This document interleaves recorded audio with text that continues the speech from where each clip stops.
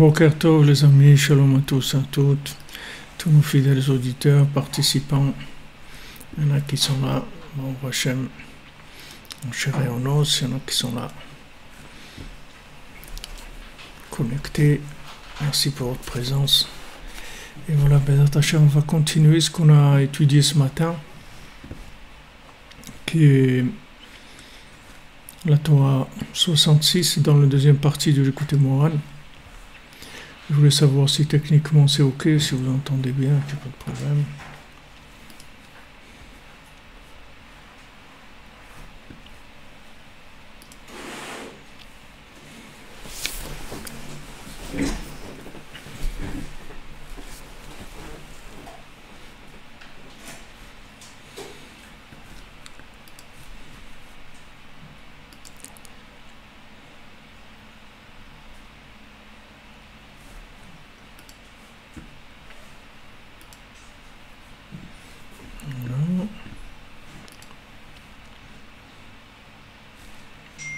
Ok, merci. Monsieur Barbier, Monsieur Steve Moyal. On avance, Bezat Hachem.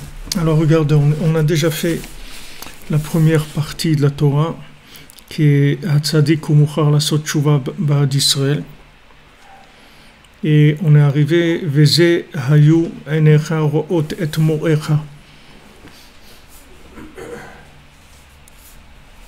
Donc, quand on dit que que tes yeux, ils doivent voir ton maître, les Roshetevot, c'est Esh Ruach Maim Afar. C'est-à-dire les premières lettres de tes yeux vont voir ton maître, c'est le feu, l'air, l'eau et la terre. Shem Arba Yesodot, qui sont les 4 Yesodot, Shemem Nimshachim Kolamidot. Que des 4 Yesodot, toutes les midot, tous les comportements viennent de là. Alors on a rapporté ce matin que dans la Torah Dalet, le passage Chet, Rabbeinu il dit là-bas le rapport entre les Yesodot et les midot. C'est-à-dire comment la colère c'est le feu, la tava c'est l'eau, la paresse c'est la terre, la parole, la shonara, ça c'est l'air. Là-bas, Rabbeinu, il classe les midot par rapport aux yesodot. Il dit de quel yesod vient. Alors maintenant, le problème de comportement, ça vient toujours d'un déséquilibre dans ces 4 éléments-là. Il y a une autre Torah où Rabbeinu dit que Béhémet, si quelqu'un c'est un vrai connaisseur dans les sphirotes par rapport à la nourriture, alors il peut arranger ses midot par la nourriture.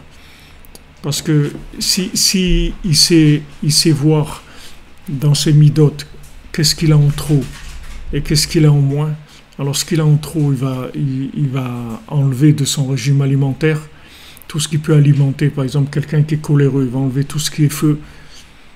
Et s'il lui manque si par exemple il a le côté terre qui est fort, c'est la tristesse, la paresse, tout ça, donc il va prendre de la nourriture qui alimente ça. Mais pour ça, Rabbeinu il dit il faut être un chacham amiti. Si Rabbeinu il dit ça, c'est-à-dire c'est pas le petit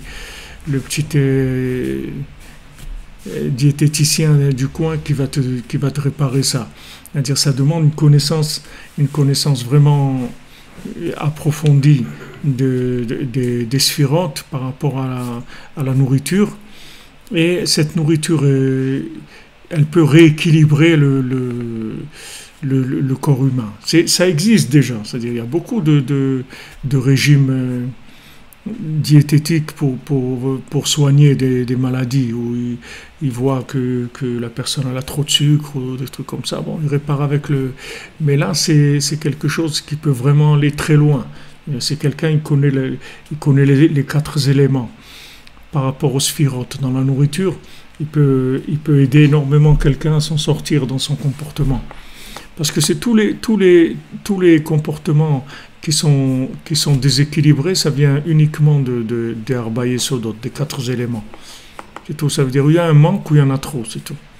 Alors maintenant, quand Rabbeinu rapporte maintenant ce pasouk là, c'est-à-dire ce Vayu Enecha Ro'ot Et Morecha, que c'est Esh Ruach Maim Afar, c'est-à-dire il te dit que c'est les premières lettres de ce pasouk-là, que tes yeux voient ton maître, c'est les 4 Yesodot, et en même temps ça te donne la solution.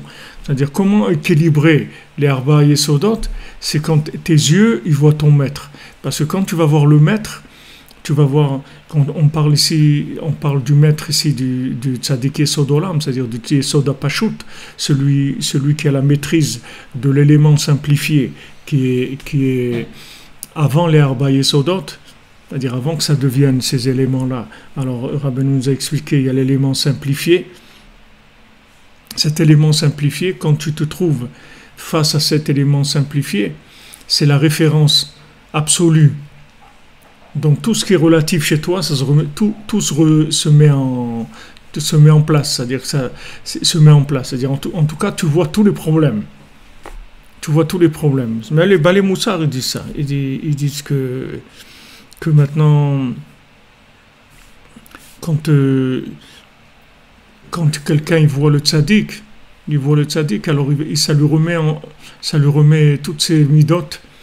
C'est la référence absolue. Donc lui, il voit tout de suite où il en est dans ses midot, dans son comportement. Et bien, quelqu'un il m'a dit par rapport au shiur de ce matin, il m'a dit, moi je sens comme ça que tout je fais semblant. J'ai pas l'impression qu'il y a des choses qui sont vraies dans ma vie. J'ai l'impression que je fais semblant de vivre, je fais semblant de travailler, je fais semblant de marier, je fais semblant de prier, je fais semblant de... Mais je sens pas que je suis vraiment... J'ai l'impression que tout c'est comme ça, je fais semblant. Parce que j'ai parlé de ça ce matin. Mais Béhémet, quelqu'un qui se rend compte qu'il fait semblant, c'est parce qu'il a quelque chose de vrai en lui. Parce que s'il n'avait pas quelque chose de vrai, il ne se verrait même pas qu'il fait semblant. Pour lui, c'est ça la vérité, c'est tout, il ne se rend pas compte. Mais quand quelqu'un, maintenant, il se rapproche du Hémet, alors à ce moment-là, il commence à voir qu'est-ce que c'est cette fille-là, qu'est-ce que c'est sa Torah, qu'est-ce que c'est ses midot, qu'est-ce que c'est marchavot, c'est les pensées qu'il a, tout, il commence à voir vraiment des problèmes dans tout. Et Rabbeinu dit quand tu t'approches de la vérité, c'est ce qui se passe, tu commences à voir des problèmes. Mais Rabbeinu dit ne te trompe pas, c'est pas parce que tu as des problèmes, c'est que ces problèmes ils étaient là, mais tu pouvais pas les voir. Tu pouvais pas les voir parce que tu n'avais pas de référentiel. C'est-à-dire tu étais tout dans... Ton référentiel, il était relatif. Donc tu tournes avec et tu te rends pas compte. Mais quand tu t'approches, plus tu t'approches d'Hachem, plus tu t'approches de l'infini, plus le relatif, il commence il y a de l'exigence par rapport au relatif. Donc il va falloir que tu travailles, tu te mettes au travail. C'est l'analogie du verre d'eau qui est clair. Qu'il a donné à Rabbeinu, il a dit tu mets une cuillère dedans et ouais, un kéli, quand tu as un kéli avec qu'il y a tous les dépôts qui sont au fond, tant que tu le bouges pas, alors tu as l'impression que l'eau elle est propre. Une fois que tu commences à bouger, alors ça il y a les... Ouais, c'est vrai, j'ai pensé ça maintenant, ce que tu dis là. J'ai pensé maintenant à ce lien que Rabbeinu il dit. En fait, plus tu t'approches de la perfection, alors tu vas sentir de plus en plus des défauts. Comme l'exemple que Rabbeinu rapporte de celui qui a fait une menorah. Il y avait un grand artiste, son père il lui a dit de faire une menorah. Alors il a fait une menorah, un chandelier. Alors, quand son père il a vu le chandelier, il dit c'est quoi ce chandelier? Il dit ce chandelier, il a le défaut, tous les défauts de tous les chandeliers qui sont exposés ici. J'ai reproduit tous les défauts, je les ai mis dans un seul chandelier. J'ai mis tous les défauts dedans. Voilà ce que c'est ce chandelier-là. Donc c'est un chandelier qui est proche de la perfection. Parce qu'il a tous les défauts de tous. Donc il montre les restaurantes, les manques qu'il y a dans tout. Alors plus on voit en fait qu'il y a un manque, et plus ça veut dire qu'on est en train de s'approcher de quelque chose qui est grand. C'est le problème de nos générations. Rabbi Nathan il dit maintenant pourquoi tel tzaddik c'était un tzaddik comme ça, grand comme celui-là. Il a cité des tzadikim de sa génération. Et pourquoi tel tzadik il est grand comme ça? Parce que il avait tant de hitraskout, il avait tant de se renforcer, il avait telle dose de renforcement. Et pourquoi tel tzadik était comme ça? Parce qu'il avait une dose de renforcement comme ça. Il a dit pourquoi moi je suis Rabbi Nathan? Parce que j'ai tant de renfort, je me renforce. Pour ça je suis Rabbi Nathan. Mais quand tu vois ce qu'il dit, tu te dis, si tu réfléchis à ce qu'il dit, ça veut dire quoi maintenant? Ça veut dire qui c'est que les gens qui sont grands? C'est pas des gens qui sont forts. Les gens forts, il n'y en a pas. C'est des gens qui se renforcent, c'est tout. C'est ça les gens qui sont grands. Donc n'importe qui peut devenir grand. Seulement les gens, ils ne savent pas comment se renforcer. Tous les gens, ils ont le potentiel d'être grands. Seulement, ils ne savent pas se renforcer. Ils croient qu'il faut qu'ils soient forts, comme ça. Mais tu ne vas pas devenir fort comme ça. Enfin, tu n'es pas fort. Tu n'es pas fort, parce qu'Hachem, il veut que tu aies besoin de lui, il veut que tu te branches sur son énergie. Il ne veut pas que tu aies de la force de par toi-même. Il veut que tu comprennes que tu peux tout obtenir en tirant la force d'Hachem, comme David Ameller. David Ameller, il comprend qu'il n'a pas de force du tout et que Béhémet, il peut arriver à rien. Mais ça l'angoisse pas du tout. Cette image de lui-même, ce constat de lui-même, ça l'angoisse pas du tout. Parce qu'il a une méthode, il sait comment faire. Il a une méthode comment tirer la force. Et quand il tire la force d'Hachem, alors il n'a plus de limites dans la force qu'il peut avoir. Il a les limites de son corps ou poussé au maximum, mais il a plus de limites. Il dort presque pas, il mange presque pas, il a une force physique phénoménale. Il peut se battre contre un lion, se bat contre Goliath. Il lance avec une lance, il transperce 800 personnes. Il est phénoménal. Mais il est phénoménal dans quoi? Parce qu'il se renforce, c'est tout. C'est pas parce qu'il est fort. C'est qu'il est tellement faible qu'il n'a pas le choix. Il est tellement faible qu'il n'a pas le choix. Il est obligé de se renforcer. Il n'a pas le choix. Il est obligé de faire appel à Hachem. Parce que sinon, il n'y a rien qui va marcher. Donc il dit voilà, Ani tfila. Tfila laquelle chayay. La tfila Hachem, c'est ça ma vie. C'est ça ma vitalité. Je n'ai pas d'autre vitalité. Et ça, c'est la réparation du monde. Tous les éléments qui ont été créés, ils ont été créés pour débuter dans la connexion à Hachem. C'est-à-dire pour te laisser une part où tu vas avoir l'impression que tu fais quelque chose, mais c'est juste éducatif, c'est tout. Le but, c'est pas de rester là-dedans. C'est juste des classes éducatives. Parce que si Hachem, il n'avait pas fait ça, alors on n'aurait pas pu se maintenir, on serait brûlé complètement. On n'aurait pas pu. Quand Hachem, il envoyait de la lumière dans le monde, et que tout le monde explosait, tous les récipients ils explosaient, parce qu'il n'y avait pas possibilité de concevoir cette lumière infinie comme ça d'un coup. C'était impossible. Donc il fallait baisser le niveau de la lumière infinie qui passe dans la matière, jusqu'à arriver à un minimum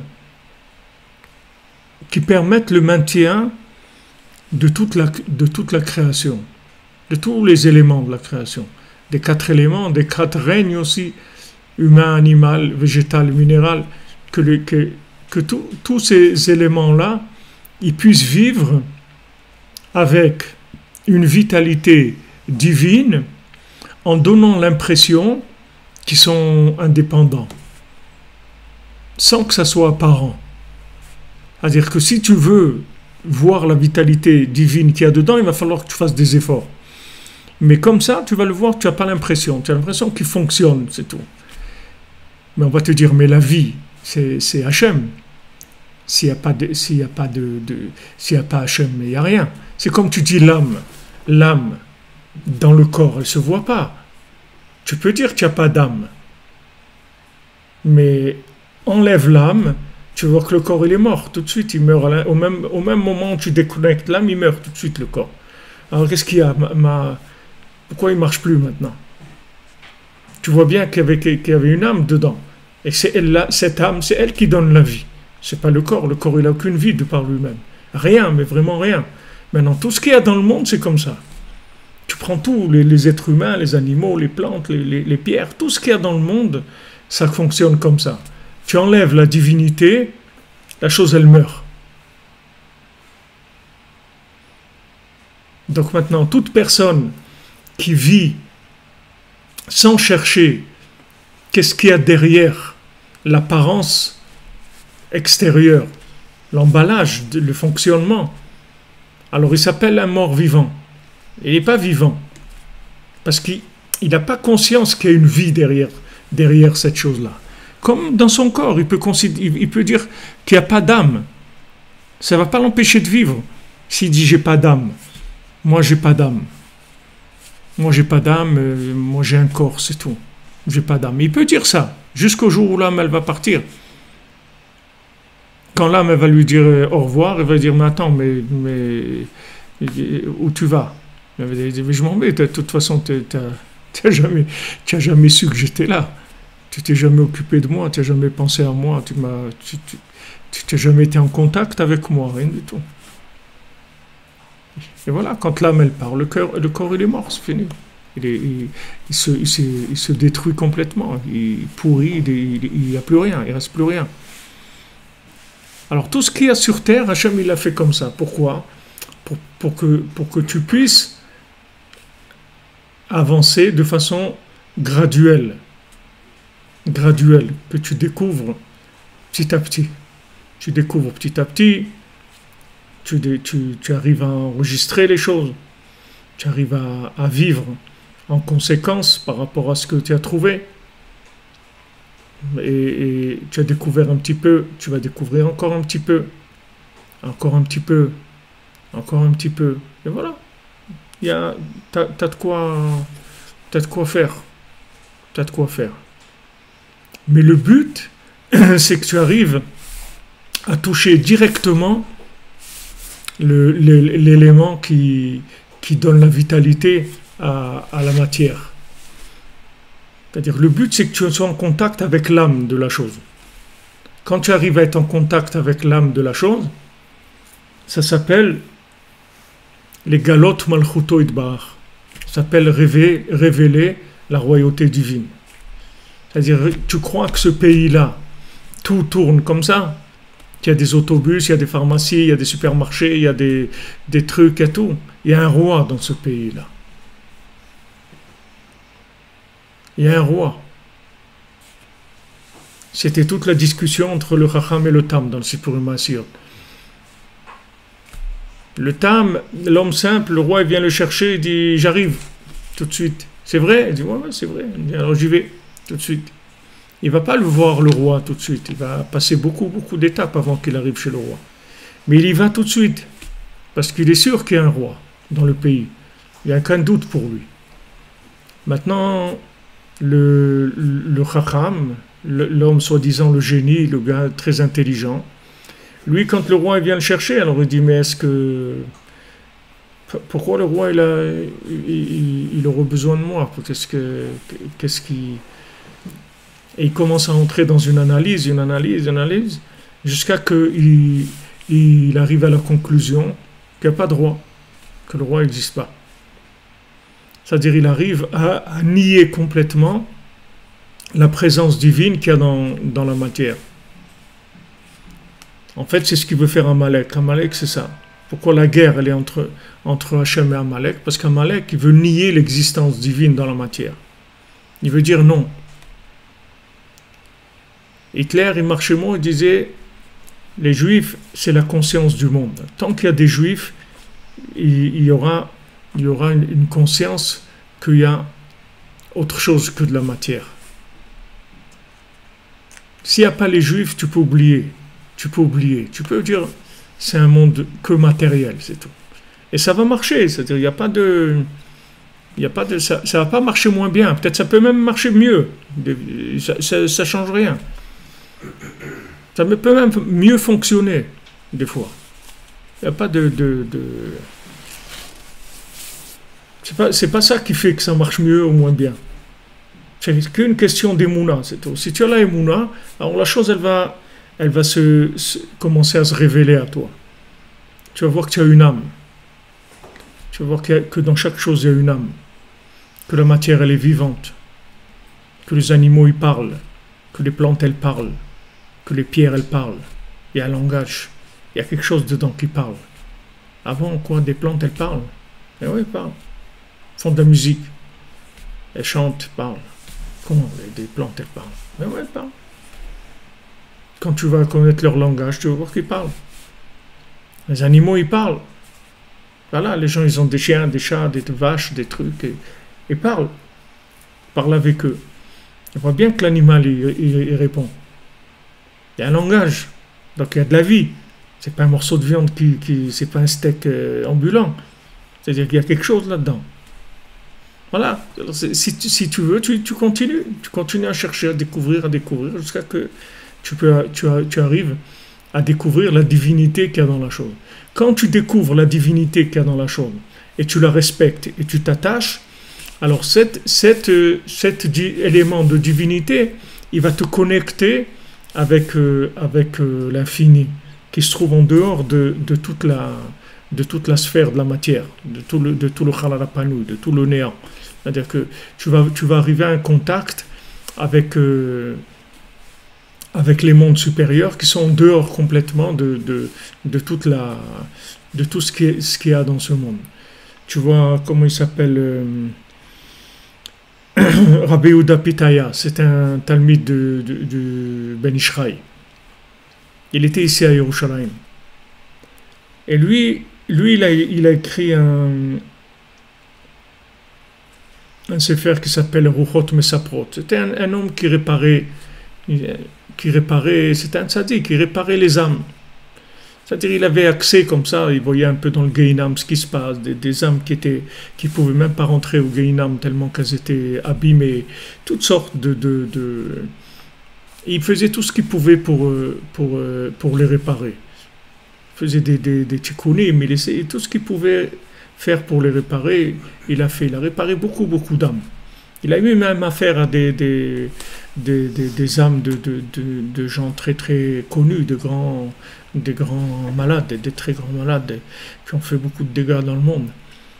Et tu vois là-bas comment il fonctionne, c'est-à-dire quand il demande des choses en haut, alors lui-même il est étonné à quelle vitesse les choses elles vont, tu vois. C'est-à-dire quand il s'adresse aux tribunaux célestes, quand il s'adresse en haut, tu vois, ça prend quelques secondes que sa demande elle est répondue. Ça va très très vite. Alors il dit regarde comment une parole ici, à quelle vitesse elle est déjà montée en haut. C'est-à-dire elle est déjà à un niveau elle arrive à un niveau tellement élevé et la réponse elle est revenue déjà tellement vite. Dans son livre, à un moment, il s'étonne de ça. Il prie pour quelqu'un, il s'étonne que ça va tellement vite. Il voit que les choses...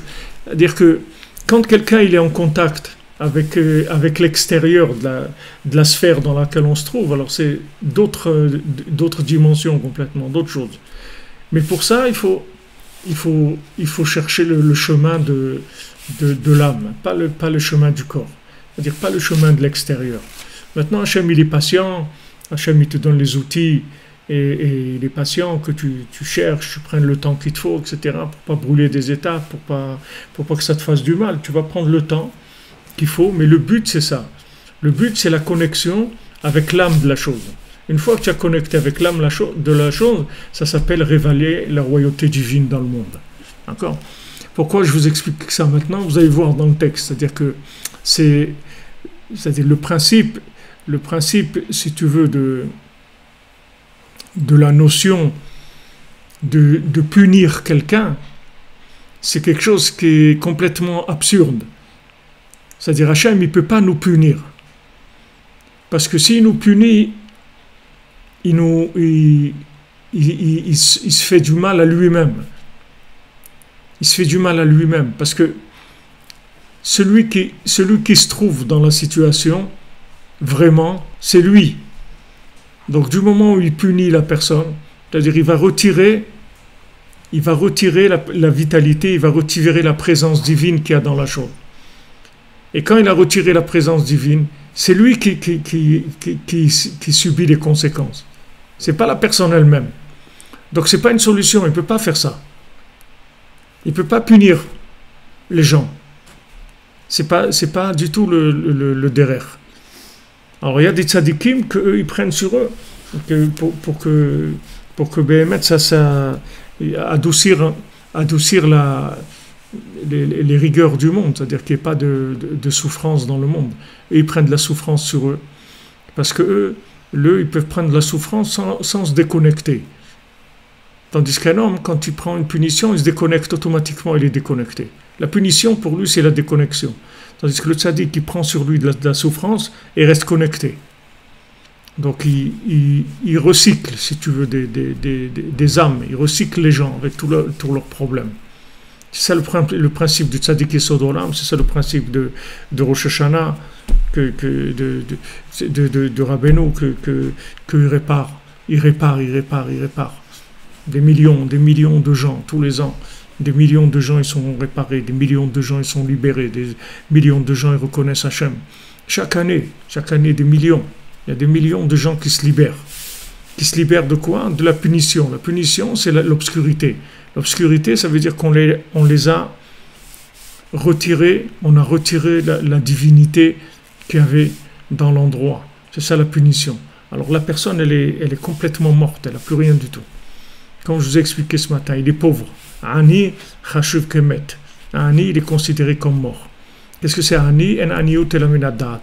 C'est-à-dire que la aniyut, c'est la aniyut, la pauvreté de la conscience. Quand tu as perdu la conscience d'Hachem, tu t'appelles un pauvre, mais un pauvre qui est mort. En aniyut elaminadat. C'est-à-dire la pauvreté, c'est une pauvreté mentale, c'est une pauvreté de la conscience.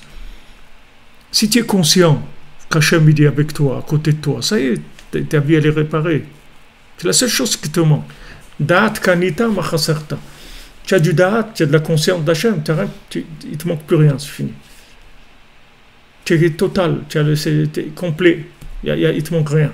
Tout ce qui manque, c'est rien que du da'at, c'est tout. Tout notre travail, c'est d'être mossif du da'at, c'est-à-dire chaque jour, d'être plus conscient. Réaliser. Rabbeinu l'appelle l'itbodedut yeshuva da'at. Rabbeinu l'appelle la itbodedut prise de conscience. C'est ça la itbodedut. On voit bien qu'il y a des manques par contre. Quelqu'un qui veut faire Aliyah, par exemple, c'est un manque qu'il a. Alors, comment il comble ce manque? Par la conscience de la chose. Quelqu'un veut faire la Aliyah. Pourquoi il n'arrive pas à faire la Aliyah? Parce qu'il n'est pas conscient de ce que c'est Eretz Israël, c'est tout. C'est tout, c'est la seule chose qui lui manque. Pourquoi quelqu'un ne se marie pas? Parce qu'il n'est pas conscient. Pourquoi quelqu'un il étudie pas? Parce qu'il n'est pas conscient. Pourquoi quelqu'un ne prie pas? Parce qu'il est... Tout ce que tu veux, c'est parce qu'il n'est pas conscient. Tout ce qui te manque, c'est parce qu'il te manque la conscience de la chose, c'est tout. Si tu as la conscience de la chose, tout de suite tu l'as, la chose. La chose, c'est la conscience de la chose. La conscience, c'est l'âme de la chose. Quand tu as la conscience de la chose, tu as la chose. Qu'est-ce que c'est un fou? D'après la Gemara. Qu'est-ce que dit la Gemara? Qu'est-ce que c'est un fou? Achoter un fou. Qu'est-ce que c'est un fou? C'est quelqu'un qui n'a pas de date. Comment ça se manifeste qu'il n'a pas de date? C'est qu'il perd ce qu'on lui donne. Il le perd. Il ne sait pas garder la chose. C'est normal, il ne peut pas garder la chose. Parce qu'il n'est pas conscient qu'il y a une âme dans la chose. Il ne peut pas la garder. Et cette chose-là, elle ne va pas rester. Elle ne peut pas se maintenir chez lui. Le maintien de la chose, ça vient de la conscience de la chose. C'est ça qui fait que la chose, elle reste dans ta propriété, qu'elle reste avec toi. Rabbi Nathan l'explique ça dans toutes les halachot de Shomer, Chinam, Shomer Sachar, celui qui garde gratuitement, celui qui garde en se faisant payer. Les Nezakim, tous les Nezakim. Tous les Nezakim, ils viennent quand tu dis quelqu'un, Ah, mais comment? Tu as laissé truc et tout? Ben, j'ai pas fait attention. Voilà, comme ça, j'ai vu aujourd'hui un article dans un avion en Inde. Ils ont oublié de mettre la pression, je sais pas quoi. Quand l'avion il a décollé, ils ont oublié ils doivent mettre de la pression dans l'avion par rapport à l'extérieur, pour rattraper ce qui se passe à l'extérieur. Elle a oublié, la personne qui est responsable, elle a oublié. Alors tous les gens dans l'avion, ils ont commencé à avoir du sang qui sortait des oreilles, du nez, des maux de tête terribles, des vomissements, des trucs terribles. Alors tout de suite, ils ont atterri. Ils ont mis à l'hôpital, je ne sais pas combien de gens qui étaient dans l'avion. Alors tu vas dire maintenant, qu'est-ce qu'il va te dire? Ah, j'ai oublié. J'ai oublié, c'est tout. Il a oublié. Mais c'est dangereux, c'est-à-dire quelqu'un qui est pas conscient. Il ne peut pas travailler dans quelque chose comme ça. Une fois dans la vie, ça suffit pour faire des catastrophes. Tu vois qu'il y a des choses qui sont très pointues. Tu ne peux pas t'amuser. Alors les gens ne sont pas conscients. Quand tu n'es pas conscient, nos sages te disent, si tu n'es pas conscient, tu n'as rien acquis. Parce que ce que tu as acquis, tu peux le perdre. Puisque l'acquisition de la chose, elle dépend de la conscience de la chose. Et d'un autre côté, si tu as acquis la conscience de la chose, jamais tu vas la perdre, la chose. C'est ça c'est ça qui s'appelle la propriété, si tu veux. La propriété, c'est ça.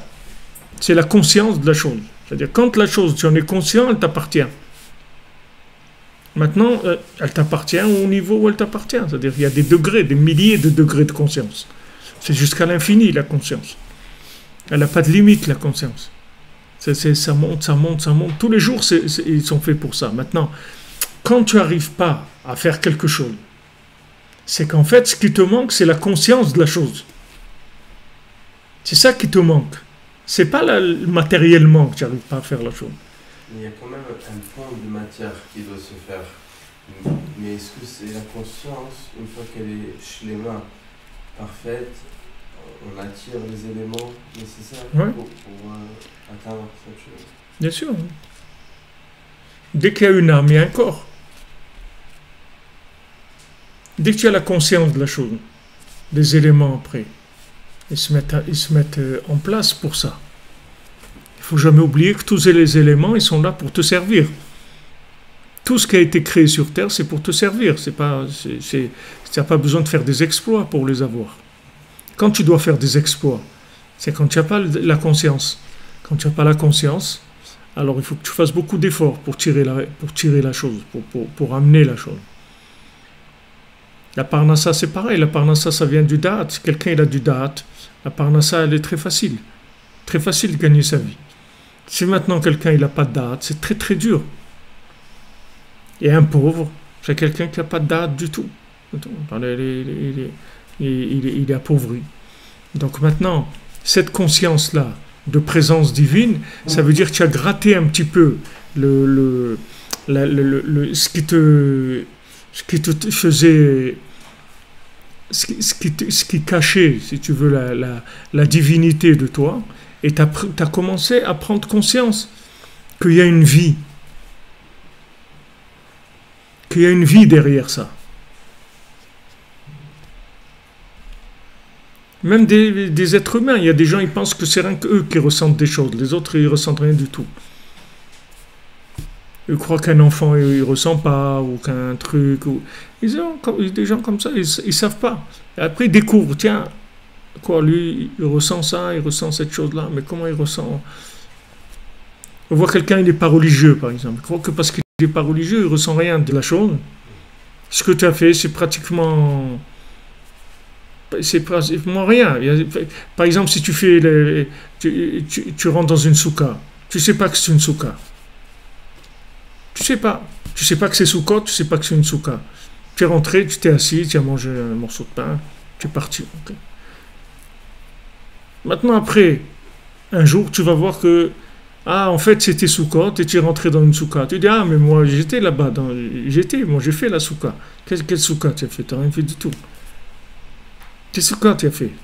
Tu savais que c'était Sukkot? Non. Tu savais que c'est une Soukha? Non. Alors qu'est-ce que tu as fait? T'as rien fait. C'est tout. Mais j'ai fait. T'as rien fait.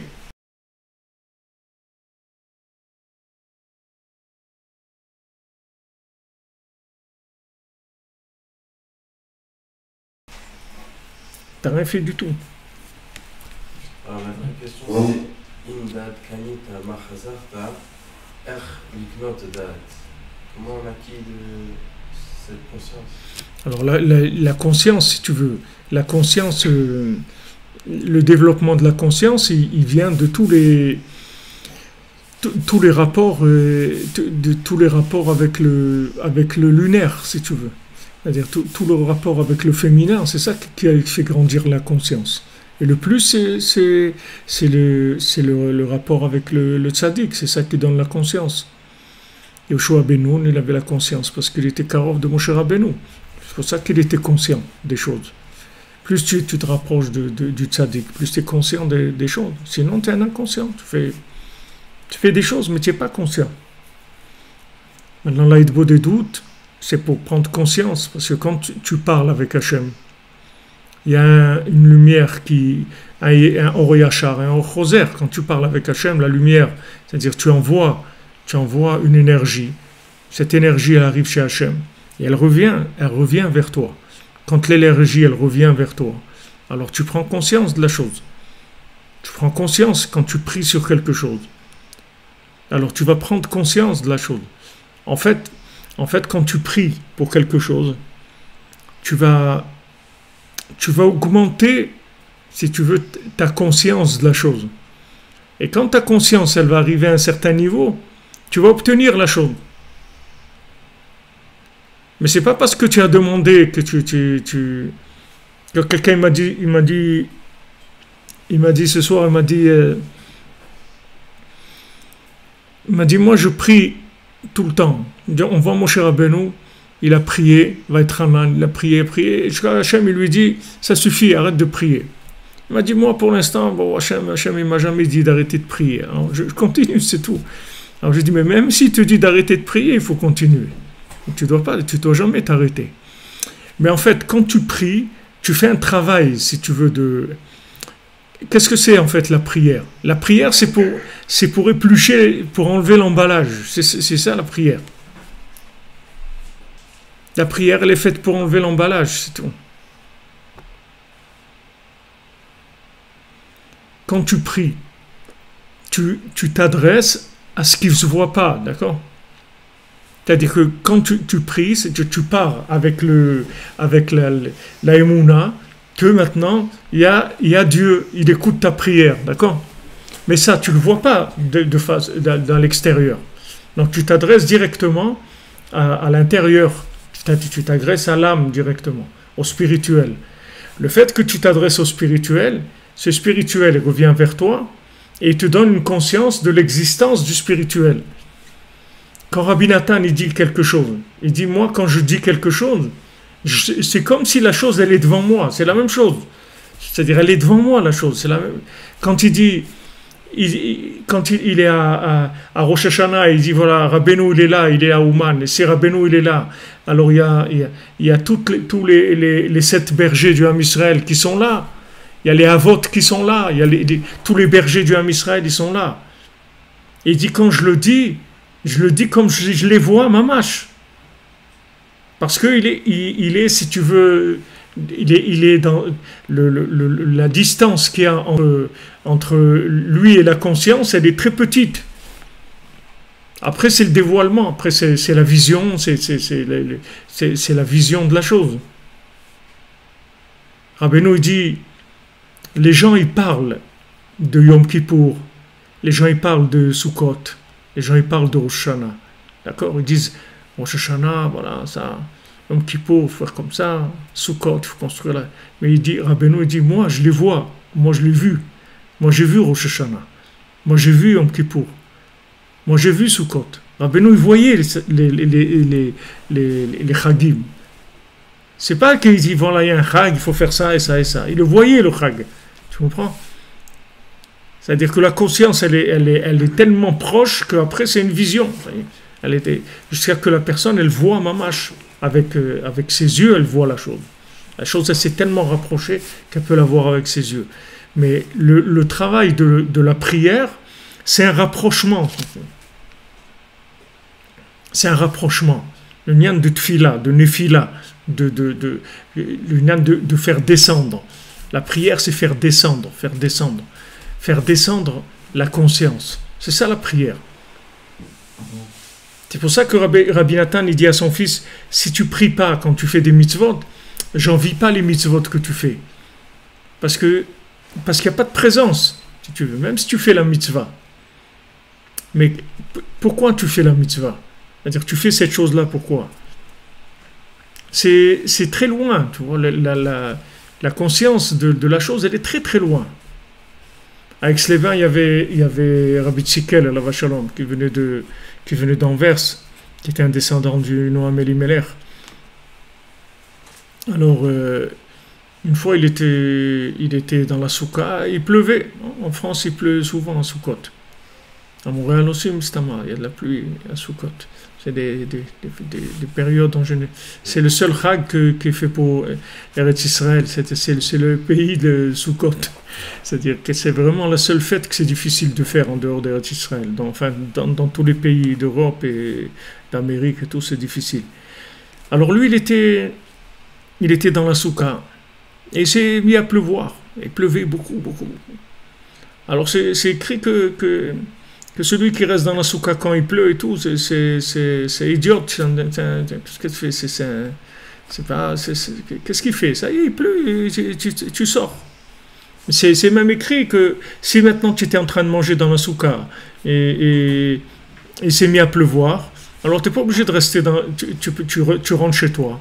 Mais tu n'es pas obligé de revenir dans la soukha si ça arrête de pleuvoir. Parce que ça y est, et la même chose, tu as commencé à manger chez toi parce qu'il pleuvait, maintenant la pluie s'est arrêtée, on ne t'oblige pas à continuer ton repas dans la soukha. Donc tu vois que la halakha, elle est assez souple. Et lui, il reste là-bas dans la soukha, il se mouille et tout. Et les gens disent, il dit, ouais, dites sur moi que je suis un idiot et tout. Je m'en fous, mais moi je sors pas de la soukha. C'est tout. Il dit, mais attends, mais il pleut, qu'est-ce que c'est? Sors pas de la soukha, c'est tout. Sors pas. Mais attends, mais tu vas te mouiller, Sors pas de la soukha, c'est tout. Pourquoi il fait ça? Je crois qu'il fait semblant. C'est parce qu'il a une conscience de la chose. Il ne peut pas la quitter. Il ne peut pas. Ça, le truc qui pleut, tu sors, ça c'est pour une conscience moyenne, d'une personne moyenne, qui gère le règlement, comme on dit. Il y a un règlement. Le règlement, il est pour les personnes moyennes. Mais c'est lui qui a prié. Comme Rabbi Nathan, il dit à Rav Nachman Tulchiner, quand le soir ils sont assis dans la soukha, parce que Rav Nachman Tulchiner, qui était le talmid de Rabbi Nathan, c'est lui qui construisait la soukha pour Rabbi Nathan. Alors le soir, quand ils sont dans la soukha, alors Rav Nachman Tulchiner, il est content et il dit à Rabbi Nathan, comment on ressent la lumière de la soukha, quand toute la journée on a travaillé pour construire la soukha et tout, alors on ressent le soir de la lumière. Alors Rabbi Nathan, il lui dit, tu sais pas quelle lumière on sent, quand toute la journée on a pleuré, on a demandé à Hachem, s'il te plaît, fais-moi goûter la lumière de la soukha. Il dit, ça, tu sais pas qu'est-ce que c'est cette lumière-là. Tu vois, Rabbi Nathan, tout de suite, il a voulu il lui a montré qu'est-ce que c'est le derer. C'est vrai, tu vas construire la soukha, tu as fait une mitzvah, c'est nifla, et truc, il n'y a pas de problème, tu vas être content et tout. Mais tu sais pas du tout qu'est-ce que c'est de tirer la conscience de la chose. Tu sais pas ce que ça veut dire. Quand tu as fait descendre avec la prière, tu as fait descendre la conscience de la chose. Tu peux arriver à sentir des choses qui sont complètement différentes de celui qui s'est contenté de construire matériellement la chose. C'est sûr que matériellement, il faut faire la chose. Mais quand tu fais la chose matériellement, on suppose toujours qu'il y a eu la recherche de l'âme. C'est-à-dire, qu'est-ce que tu cherches? Qu'est-ce que tu cherches par rapport à ça? Tu cherches quoi? Ok.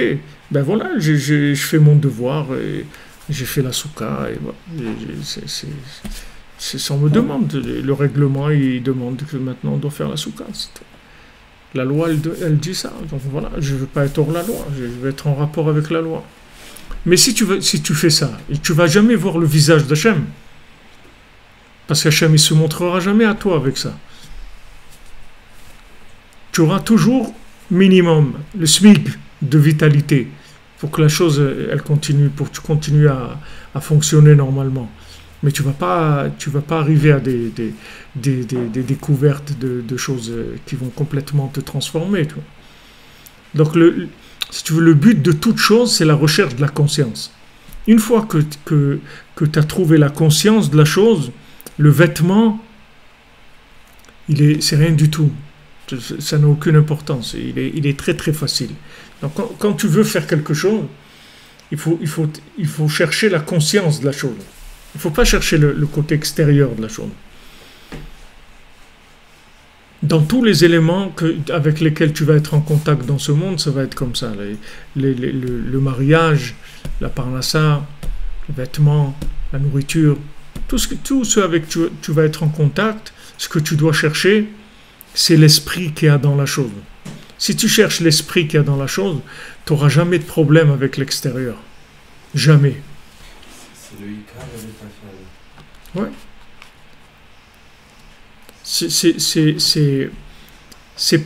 C'est le Ikar, le Tafel, c'est-à-dire c'est la chose principale, la chose secondaire. Mais le problème qu'il y a, c'est que quand tu prends du retard dans la découverte de la conscience par rapport à l'emballage, il se retourne contre toi. Tu comprends? Parce que l'emballage, il est là pour te servir dans certaines conditions. Hachem, il te laisse le temps, il te dit voilà, ok, on ne va pas te mettre dans les grandes classes, tu vas commencer par la maternelle. La maternelle, tu vas jouer avec de la pâte à modeler, avec des vélos en plastique, des trucs, ok, tu vas t'amuser, et tu vas apprendre un petit peu à lire un truc et tout. Après, l'année d'après, tu vas passer à ça. Mais si maintenant, tu veux passer ta vie à la maternelle, ça ne va pas marcher du tout.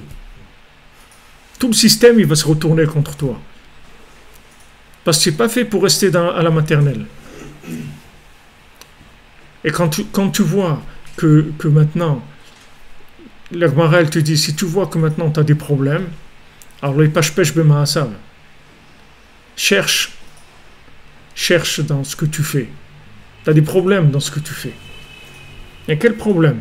Tu as des problèmes, tu ne cherches pas, c'est tout.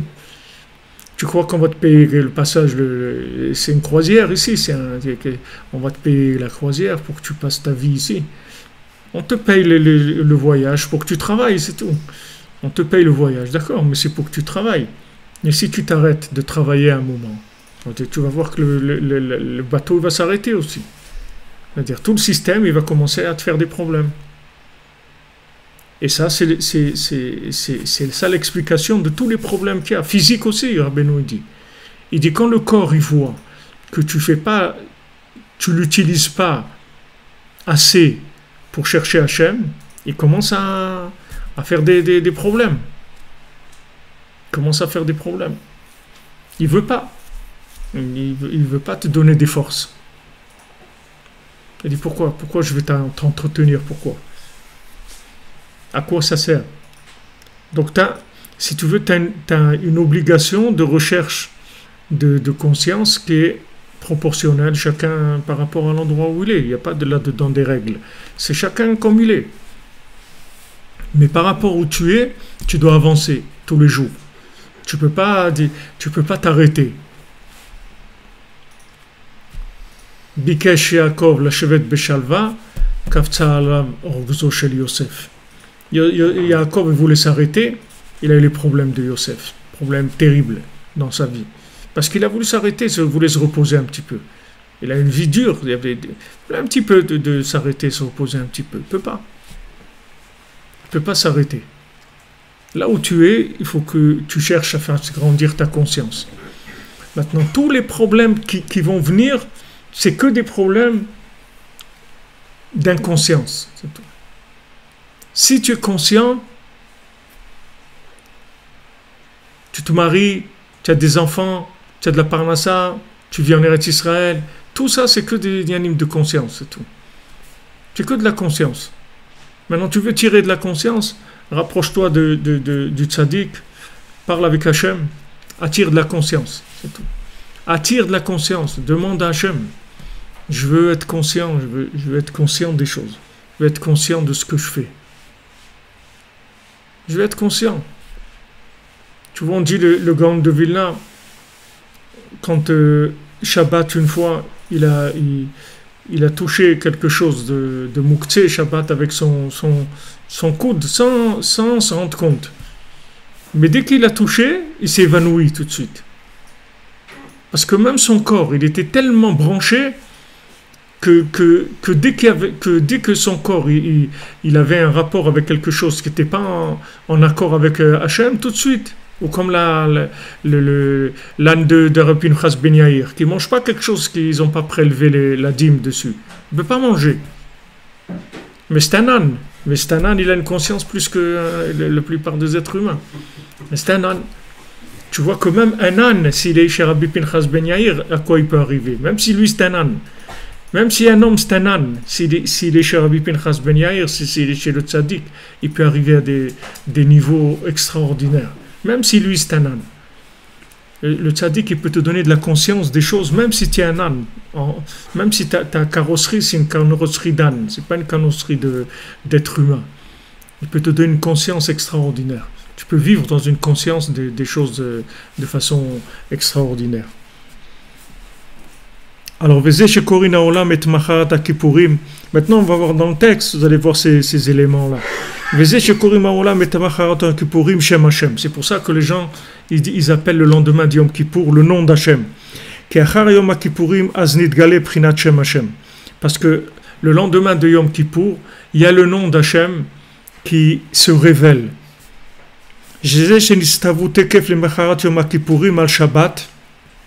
C'est pour ça que dès le lendemain de Yom Kippour, on a reçu l'ordre de garder Shabbat. On a eu la première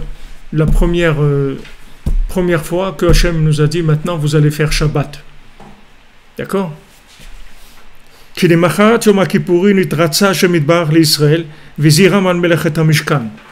Alors deux choses, Hachem il nous a donné après Yom Kippour, puisque maintenant Salarti Kidvarecha, c'est-à-dire que Hachem il a pardonné la faute du veau d'or, et il nous a donné le Shabbat et le Mishkan. Et il nous a dit attention, la construction du tabernacle, elle ne repousse pas le Shabbat. C'est-à-dire Shabbat, tu dois garder, même si tu te construis le tabernacle, tu dois t'arrêter pour le Shabbat. Donc le Shabbat, c'est la conscience, si tu veux, absolue, c'est une partie de la conscience absolue. Le Mishkan, c'est la construction du corps qui va habiter cette conscience-là. Le Mishkan, c'est les 39 travaux, c'est-à-dire c'est pour ça que tu vas travailler, que tu vas aller gagner ta vie, etc. C'est juste pour te donner des récipients pour la connexion à Shabbat. Quand Hachem il a donné la Torah, il pensait qu'on était au niveau d'accepter, tu vois, la Torah directement, de se brancher directement sur la conscience. On sortait d'Égypte, tout ça, mais ok, on a vu, comme tous les gens qui font tchouva et tout, quand ils font tchouva, c'est tout feu, tout flamme et tout, ils lâchent tout, et trucs et tout, et quand ils s'installent, ils commencent à être installés et tout, ils voient des trucs qui remontent, des trucs qui reviennent comme ça. Parce que, si tu veux, il y a toujours deux niveaux, il y a toujours Retzov Vachov, il y a un côté de recherche, et il y a un côté d'installer les éléments dans ce monde, c'est-à-dire il faut qu'ils fonctionnent avec ce monde. Alors au départ, quand tu t'engages, on te donne une très grande lumière pour justement te faire sortir d'Égypte, alors on t'envoie une très grande lumière, et une fois que tu es sorti d'Égypte, après il faut que tu commences normalement à lâcher tout ce que tu as pu avoir en Égypte comme idolâtrie, comme tous les problèmes qu'il y avait là-bas, pour aller uniquement vers Hachem. Donc quand Hachem il a donné la Torah, il pensait qu'on était prêt à accepter la Torah de façon sincère, de façon honnête, de façon entière. Mais le problème, c'est qu'on n'est pas resté 400 ans en Égypte. Et si on n'est pas resté 400 ans, on n'a pas pu nettoyer les 4 éléments. Les 4 éléments, il fallait un siècle pour chacun. Si on avait nettoyé les 4 éléments, il n'y aurait aucun problème. Matan Torah, Moshe Mashiach rentre en Eretz Israël, le temple, ça y est, c'est fini. Tout est réglé. Mais maintenant, il y a des problèmes de fonctionnement. On va se noyer s'il ne nous sort pas. On dit, ok, on va te sortir de façon prématurée. Alors tu sors de façon prématurée. Mais quand tu reçois la Torah aussi, c'est de façon prématurée. Donc ton approche de la Torah, elle est déséquilibrée aussi. Donc ça fait des problèmes de mélange avec le veau d'or. Ça se mélange avec d'autres choses. Il y a la Torah, mais il y a ça. Il y a la Torah, il y a l'argent. Il y a la Torah, il y a des tavot, il y a des autres trucs, mais avec ça. Normalement, s'il y a la Torah, tout est parfait. Il y a tout. Dans la Torah, il y a tout, puisque tu as trouvé la conscience divine. Quand on a eu Matan Torah, la mort avait disparu, c'est fini. On avait réparé le Chet d'Adam Arishon. La mort avait disparu, les maladies ont disparu, tous les gens ils ont guéri. Tous les gens qui étaient aveugles, ils ont vu. Tous les gens qui avaient un problème physique, qui étaient paralysés ou qui avaient une jambe qui ne marchait pas. Tout s'est réparé, tout était réparé à Matan Torah. Parce qu'il y a une conscience qui est venue, qui a réparé tout l'emballage. Tout l'emballage est devenu parfait. L'emballage est devenu parfait, ça y est, tout était parfait. Le problème qu'il y a, c'est qu'on ne pouvait pas assumer cette chose-là. Parce que dans les éléments, on n'était pas encore parfait. Et comme je vous le dis tout le temps, en fait, qu'est-ce qu'on a perdu? C'est le contact avec Moshe Rabbeinu, c'est tout. C'est pas parce qu'on n'était pas prêt. C'est parce qu'on s'est déconnecté de Moshe Rabbeinu. Si on était resté connecté à Moshe Rabbeinu, même si on n'était pas prêt, il nous aurait maintenu dans le niveau de conscience. Puisque Moshe Rabbeinu, comme on voit ici, il allait Arba Yesodot. Donc lui, il n'a pas un problème. Même si toi, tu es bancal dans un des éléments, lui, il a tous les éléments de façon parfaite. Donc si tu restes attaché à lui, tu n'as aucun problème des Arba Yesodot. Même s'ils sont dans un état lamentable, ça ne change rien du tout. Mais quand ils ont commencé à remettre en doute Moshe Rabbeinu, s'il était vivant ou pas, s'il allait revenir ou pas, tout de suite, ils ont été faire le veau d'or. Alors qu'il y avait des élèves de Moshe Rabbeinu, il y avait Uri, comment il s'appelait, ils l'ont tué d'ailleurs, ils ont tué un élève de Moshe Rabbeinu. Ils ne voulaient pas, ils voulaient accepter personne. Ils ne voulaient pas, parce qu'ils voulaient se sauver. Ils voulaient retourner en Égypte, c'est tout. Ils en avaient marre de toute cette aventure-là. Ils voulaient retourner en Égypte. Alors, Rav Ben Nachman, il dit dans Chokhmat Tvuna, c'est un sefer où il explique c'est pour le Massiot, il dit là-bas que quand Rabbeinu est venu dans le monde, c'est la même chose. Quand Rabbeinu l'a amené l'écouter Moran, c'est exactement la même chose. Si les gens ils avaient cru dans Rabbeinu, ça y est, la mort, elle était terminée. Les gens, ils seraient plus morts. C'est qu'une question de conscience, c'est tout. C'est une question de conscience. C'est-à-dire, le tzaddik, il peut te donner la conscience parfaite. Ça dépend combien tu mises, combien tu as la émouna dans le tzaddik. Plus tu as de la émouna, plus la conscience elle va être grande. C'est ça qu'il faut développer. Il faut développer tout le temps la émouna. Plus il y a de la émouna, plus tu vas être conscient de la divinité. Et si tu es conscient de la divinité, il n'y a plus de maladie, il n'y a plus de difficultés, il n'y a plus rien. Tout est réparé. Parce que l'emballage, il n'a de tout ce qui s'appelle emballage, c'est-à-dire tout ce qui s'appelle fonctionnement, tout ce qui s'appelle Melechet HaMishkan, ça n'a de problème. Tous les travaux du tabernacle, ça n'a de problème que par rapport à la conscience, c'est tout. Pourquoi Hachem il a donné le tabernacle pour réparer la faute du veau d'or? Parce qu'il a vu que c'était trop fort ce qu'il a demandé. Il a demandé de la conscience sans tabernacle. Ça peut pas marcher. Donc il a baissé le niveau, si tu veux, il a reculé. Il a dit, bon, ok, au lieu maintenant qu'ils aient un contact direct, comme je voulais qu'ils aient un contact direct. Comme on dit dans Tikkun Chatzot, dans Tikkun Léa, il y a une kina là-bas, il y a un chant comme ça, qui est comme une discussion avec la Shrina, où on dit ouais mais Hachem tu nous as abandonnés, truc et tout. Hachem il dit mais non, moi je suis toujours avec vous, tout. C'est toute une tirade comme ça, une discussion. Et là-bas il y a quelque chose de très joli. Il dit Hachem il dit tu sais je vais te prendre et je vais t'embrasser dans la rue devant tout le monde, comme quelqu'un qui embrasse son petit frère et il n'a pas honte du tout de l'embrasser dans la rue devant tout le monde. C'est vrai, si tu as un petit enfant avec toi, tu peux l'embrasser plein de fois dans la rue, dans le bus et tout, tu n'as pas honte. C'est ton petit frère, comme ça. Tu n'as pas honte, il n'y a pas de honte à ça. Mais un adulte, c'est gênant, tu comprends? Alors Hachem, il dit, je vais t'embrasser dans la rue devant tout le monde. Et on n'aura pas honte. Je vais faire ça avec toi. Donc Hachem, lui, il attend que ça.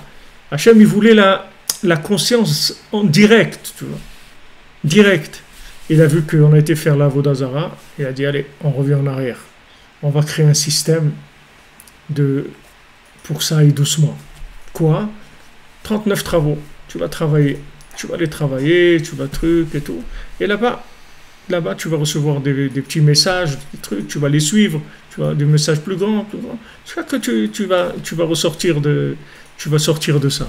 C'est-à-dire, il a créé, si tu veux, comme des stages de formation. Tu vois.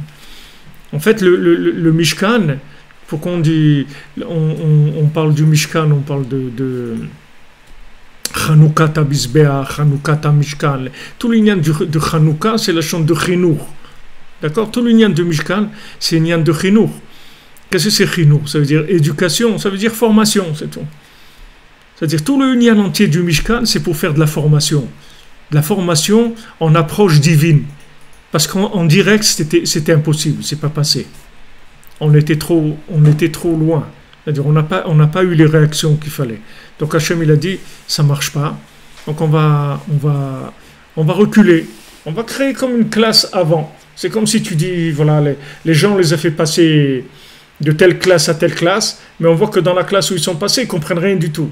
Ils suivent pas, ils s'amusent, ils jettent des avions en papier, ils font des trucs, ils n'ont pas envie de travailler. Ok? Donc ça veut dire qu'il y a un problème. Donc ça veut dire de cette classe à cette classe, ça va trop vite.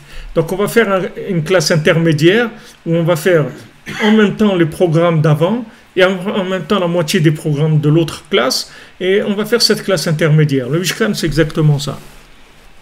Le Mishkan, c'est quelque chose d'intermédiaire. C'est-à-dire que c'est Hachem qui vient résider, mais dans une maison qui est construite selon les plans que lui donne, avec une distance, avec des moments où on vient, où on ne peut pas aller, où on peut aller, où il se révèle pas. Et de là, on apprend tous les 39 travaux, c'est-à-dire toute la raison pourquoi quelqu'un doit travailler, c'est que pour ça. Pour pas qu'il brûle sinon il va se dégoûter de la Torah. S'il n'a pas des récipients, il va se dégoûter, parce que il va voir qu'il n'a pas de rapport, lui, avec ce qu'il étudie. Il va voir que lui se comporte pas du tout comme quelqu'un qui a de la Torah en lui. C'est normal, il ne peut pas se brancher sur la divinité. Il n'a pas les récipients pour ça. Alors le Mishkan, il est là pour te donner les récipients. Est-ce qu'il remplace le Mishkan de nos jours? C'est ça, c'est le travail. Rabbeinu dit. Au matin, travail, tout ce que tu fais, le commerce ou le travail, tout ce que tu fais. La seule raison pourquoi tu travailles, c'est pour ça. C'est de la formation pour être en contact avec Hachem. Tout l'union du bitachon, tout l'union de la emuna, masa umatan be'emuna, tous les rapports qu'il y a dans la Parnassa, c'est un rapport pour voir le visage d'Hachem, mais de façon réduite. C'est-à-dire pour pas que ça explose. Parce que sinon, ça donne le veau d'or. Ça donne le veau d'or. Vous comprendrez tout seul. Je ne vais pas vous donner des exemples qui soient désagréables à entendre. Mais vous verrez vous-même qu'est-ce que ça veut dire, c'est-à-dire ces choses-là. Tu vois qu'en fait, après, ça mène vers le veau d'or.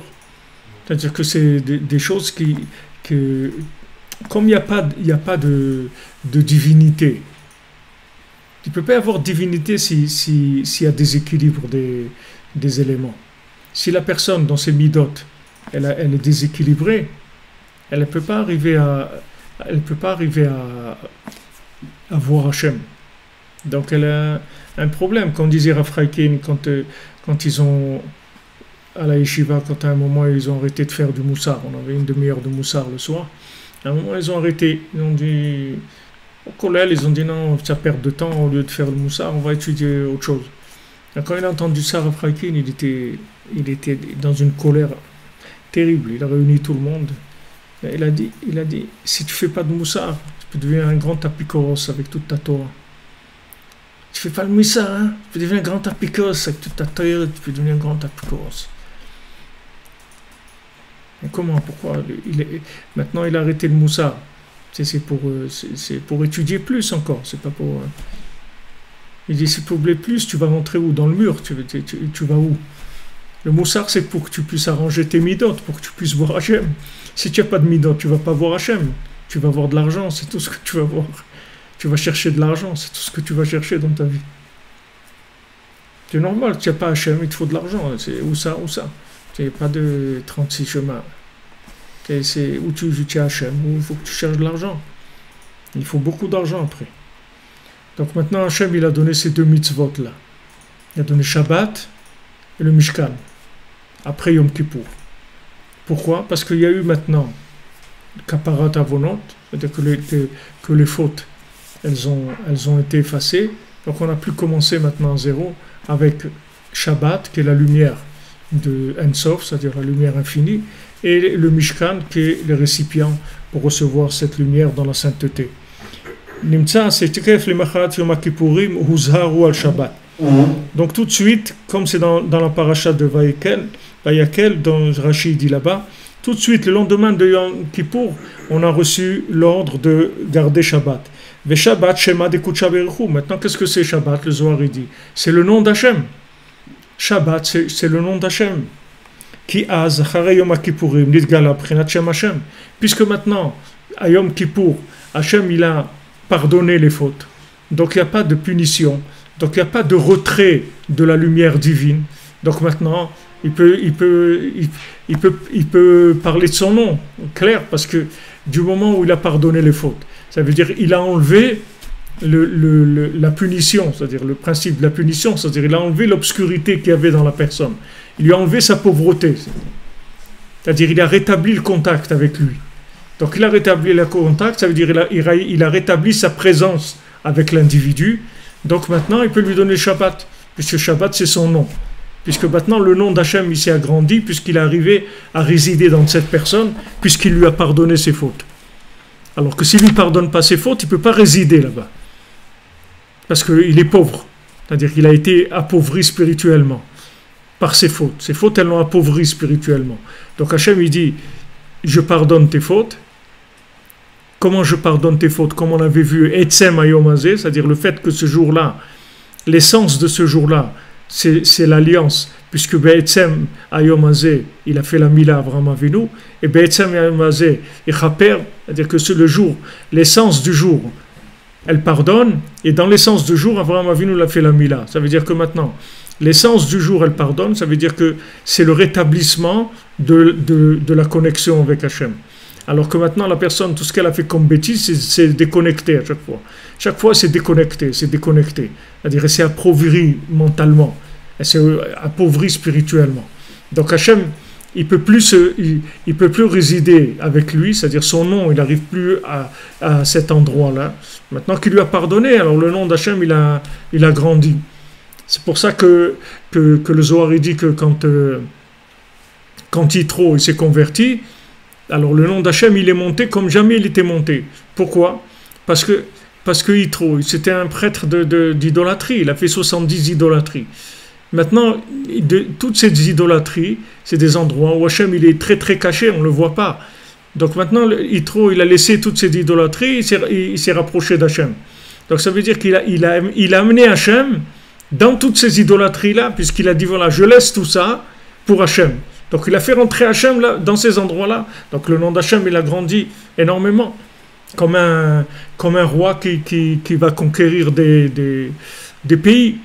C'est-à-dire au début, il avait un pays, maintenant ça s'est grandi, et voilà, il a tout un continent qui est à lui. Alors son nom, il est partout, parce qu'il a conquis des territoires. Donc quand maintenant, quelqu'un revient vers Hachem, c'est-à-dire quelqu'un il reprend le contact avec Hachem, il permet à Hachem de résider de façon officielle en lui. Alors qu'avant, il résidait de façon officieuse, c'est-à-dire ça ne se voyait pas. Mais maintenant, c'est officiel. Yitro, il dit, voilà, ça y est, c'est fini. Maintenant, je vous dis, toute la Vodazara, toute l'idolâtrie, ça ne vaut plus rien. C'est Hachem, la vérité. La vérité, c'est Hachem, c'est sa Torah, c'est ça la vérité.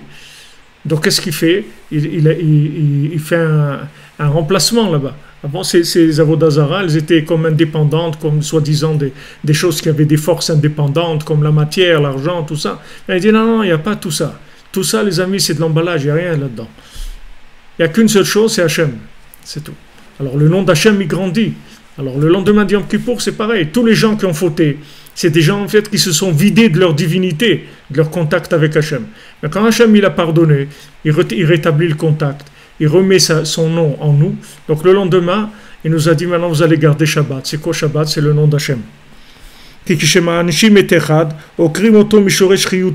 Donc maintenant, Rabbeinu l'explique que quand on punit quelqu'un, en fait on l'arrache à la racine de sa vitalité. Parce que même toutes les sortes de punition, quelle qu'elle soit, ça s'appelle le principe de mort.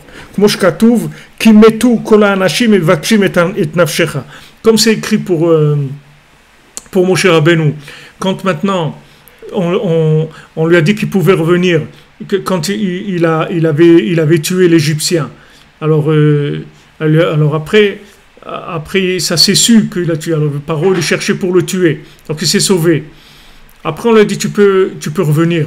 Tu peux revenir, ça y est, ils sont morts, tous les gens qui te voulaient du mal. Mais Bémet, ils n'étaient pas morts. Bah, pourquoi il dit, ils sont morts? Il te dit pourquoi? Dans la Gemara Avodazara, Shenasu Aniim. La Gemara, elle te dit, ils sont devenus pauvres. Ça veut dire, ils étaient morts. Ils étaient considérés comme morts, puisqu'ils s'étaient appauvris. Donc, ça, c'est le même principe. C'est-à-dire qu'il dit, que toute punition, quelle qu'elle soit, en fait, tout retrait de vitalité divine, ça s'appelle un principe de mort. Tu vois ça dans le... Tu vois ça dans... C'est quelque chose qui est c'est quelque chose qui est très facile à comprendre. Tu vois par exemple des gens qui étaient religieux, tu vois. Et maintenant, Chas v'Shalom, il tombe.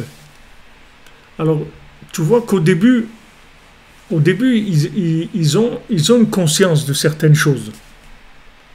Mais petit à petit, la conscience, elle s'en va. Tu vois. Au début, par exemple, il ne peut pas allumer la lumière Shabbat. C'est impossible, il n'y arrive pas. Mais il va faire d'autres choses, tu vois. D'autres choses.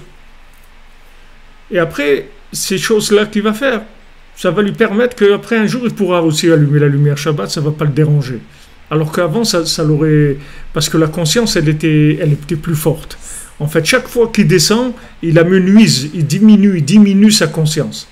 Quand il diminue sa conscience, il s'éloigne. Après, il peut arriver à manger quelque chose sans faire la bénédiction. Mais au début, il ne peut pas. Il ne peut pas mettre quelque chose dans sa bouche sans faire la bénédiction. Parce que sa conscience, elle est forte. Comme les Khamim disent, Avar Veshana Nasalo Kayeter. Maintenant, quelqu'un, il a transgressé une fois, 2 fois, 3 fois. Après, ça devient comme permis, c'est fini. Parce que la conscience, elle s'en va. Alors maintenant, quelqu'un, si tu veux, qui est puni, qu'est-ce que veut dire qui est puni? Ça veut dire que la conscience de la chose, elle est partie. Quand il a fauté, il a commencé à retirer la conscience. Et quand il faute encore, il retire la conscience. En fait, cette conscience, c'est ça qui donnait la vie à cette chose-là. Donc, dans cette chose-là, elle ne vit plus. Donc, c'est pour ça que tu dis qu'elle est morte. Que tous les onachim, ça s'appelle, toutes les punitions, ça s'appelle la mort, en fait. C'est relié aussi au fait que, dans un autre enseignement, Rabbi Nachman dit que quand on fait une faute, sur les os, c'est écrit... Oui. Le nom, il change. Oui. Fait un vidouille pour établir... La formule, elle change. La formule... Oui, j'en ai parlé ce matin dans cette Torah-là. J'ai parlé de ça que tu dis maintenant. Que en fait, ça change les tsiroufé otiyot, c'est-à-dire les assemblements de lettres. Donc la vitalité, si tu veux, c'est la conscience d'Hachem. C'est la présence d'Hachem. Quand quelqu'un il a fauté, il a retiré la présence d'Hachem, donc il a retiré la vitalité, il est considéré comme mort. C'est-à-dire, même si c'est une mort partielle, c'est un petit peu de la mort, mais ça s'appelle la mort. Donc il rapporte la preuve ici de l'Égypte quand Moshe Rabbeinu est revenu. Alors on dit Naaso Aniyim, V'Hashem Wachiyut. Maintenant le nom c'est ça la vitalité. La vitalité c'est le nom. C'est-à-dire dans le nom il y a le nom d'Hachem. Dans le nom de chacun c'est le nom d'Hachem en fait. Mais en réduit si tu veux. C'est la vitalité dans un individu. Il y a des noms qui sont plus forts que d'autres. Des fois, des gens ils donnent 4 noms, 5 noms à quelqu'un. Mais c'est beaucoup, c'est-à-dire il faut les porter, c'est pas de la rigolade. C'est pas de la rigolade. Quelqu'un l'appelle Moshe, Shimon, Aaron, Yehuda, Nissim. Mais attends, tu sais ce que le bonhomme, ce qu'il a sur lui, c'est des milliers de volts. Parce que tous ces noms-là, c'est des connexions. C'est des connexions. C'est pas déjà un nom, c'est pas facile à porter. Mais 2, 3, 4, 5, 6, des fois des gens ils donnent 6 noms. Tu te rends compte la personne comme elle est chargée avec des énergies, c'est des énergies. Il y a des noms qui sont forts, il y a des noms qui sont moins forts, il y a des noms qui sont très forts. Qui donne beaucoup de vitalité, c'est-à-dire beaucoup de conscience. Le nom, c'est la vitalité de la personne, son nom. Nachman, ouais, comme vous dites, le nom Nachman, c'est pas facile à porter. Hein. Vous savez, les Nachman, c'est un nom c'est pas facile à porter. C'est un nom, il est lourd. C'est-à-dire que ça donne du poids. C'est-à-dire c'est pas facile. En général, les Nachman, ils n'ont pas une vie très facile. C'est pas facile à porter comme nom. Mais bon, c'est leur nom, c'est tout, c'est comme ça. C'est-à-dire c'est des Nachman, c'est tout. C'est comme ça. Si les parents ils ont choisi ce nom, ça veut dire que c'est un Nachman, c'est tout. Il est fait pour recevoir ce nom. Beprinet Nefesh Chaya Hushmo. Alors qu'est-ce que c'est Nefesh Chaya Hushmo, une âme vivante, c'est son nom. Alors qu'est-ce que c'est l'âme de la personne? C'est son nom. L'âme vivante, c'est son nom. C'est pour ça que quand quelqu'un il est malade et qui est très grave, on lui change le nom. Parce qu'on lui donne une autre âme, avec un autre nom, pour essayer de faire redémarrer le moteur avec cette autre âme. Parce qu'avec celle-là, ça ne marche plus.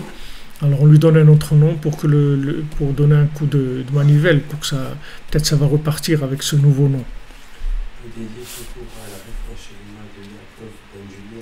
Yaakov ben Juliette, la foi Shlema, Ushmo Meshutav Bishmenu. Alors maintenant, très important, le nom d'Hachem, il est Meshutav Bishmenu. Le nom d'Hachem, il est associé avec notre nom. Comme je vous ai dit que notre nom, le nom de chacun, c'est le nom d'Hachem en degré d'énergie divine qu'il y a dans l'individu. C'est ça son nom.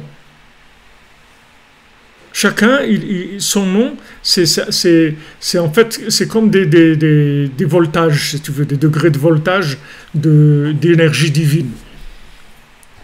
Mais tous les noms, c'est le nom d'Hachem, en fait, réduit. Comme je vous ai dit ce matin, il y a le nom d'Hachem qui est Yudke Vavke. Après, il y a d'autres noms, il y a Elohim, il y a Kel, il y a beaucoup. Après, il y a des Midot, il y a Gibor, Nora, El Elyon, c'est tout, Shalom, Emet, il y a beaucoup de noms d'Hachem. Tout ça, c'est des noms d'Hachem. Alors, quand quelqu'un, il s'appelle Shalom, par exemple, c'est un nom d'Hachem, Shalom. Tu ne peux pas l'appeler dans le mikvé. Parce que c'est le nom d'Hachem, Mamash. Mais tous les noms, c'est des noms d'Hachem. Tous les noms, ils sont associés, c'est-à-dire qu'il y a le nom d'Hachem associé avec le nom. Kiviechol, comme c'est écrit dans les Yerushalmi. Valken keshesh l'Israël et Zéonesh, chas shalom, noga et atzmo idbarach. Alors maintenant, quand il y a une punition sur quelqu'un, Hachem il punit quelqu'un, alors en fait, ça touche le nom d'Hachem, puisque maintenant cette personne-là, elle est appauvrie. Elle a été appauvrie par la punition. C'est-à-dire, son nom, il a baissé, l'énergie, elle a baissé. Donc, en fait, c'est venu sur Hachem, puisque son nom, il est associé avec Hachem. Parce que toute la punition, elle touche quoi? La vitalité, qui est le nom. Le nom d'Hachem, il est associé à notre nom. Et maintenant, quand Moshe Rabbeinu, il a dit à Hachem, passe mon nom,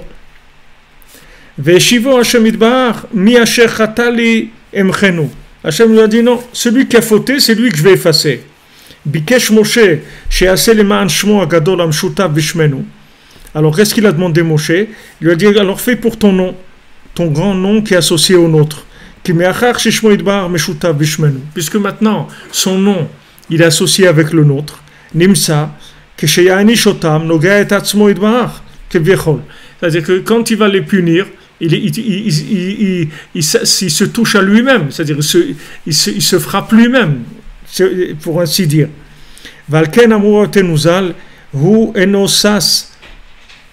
Comme c'est écrit dans la Megillah, que Akadosh Baruch Hu, il n'a pas de joie de voir des malheurs ou des difficultés, parce que ça le touche à lui-même.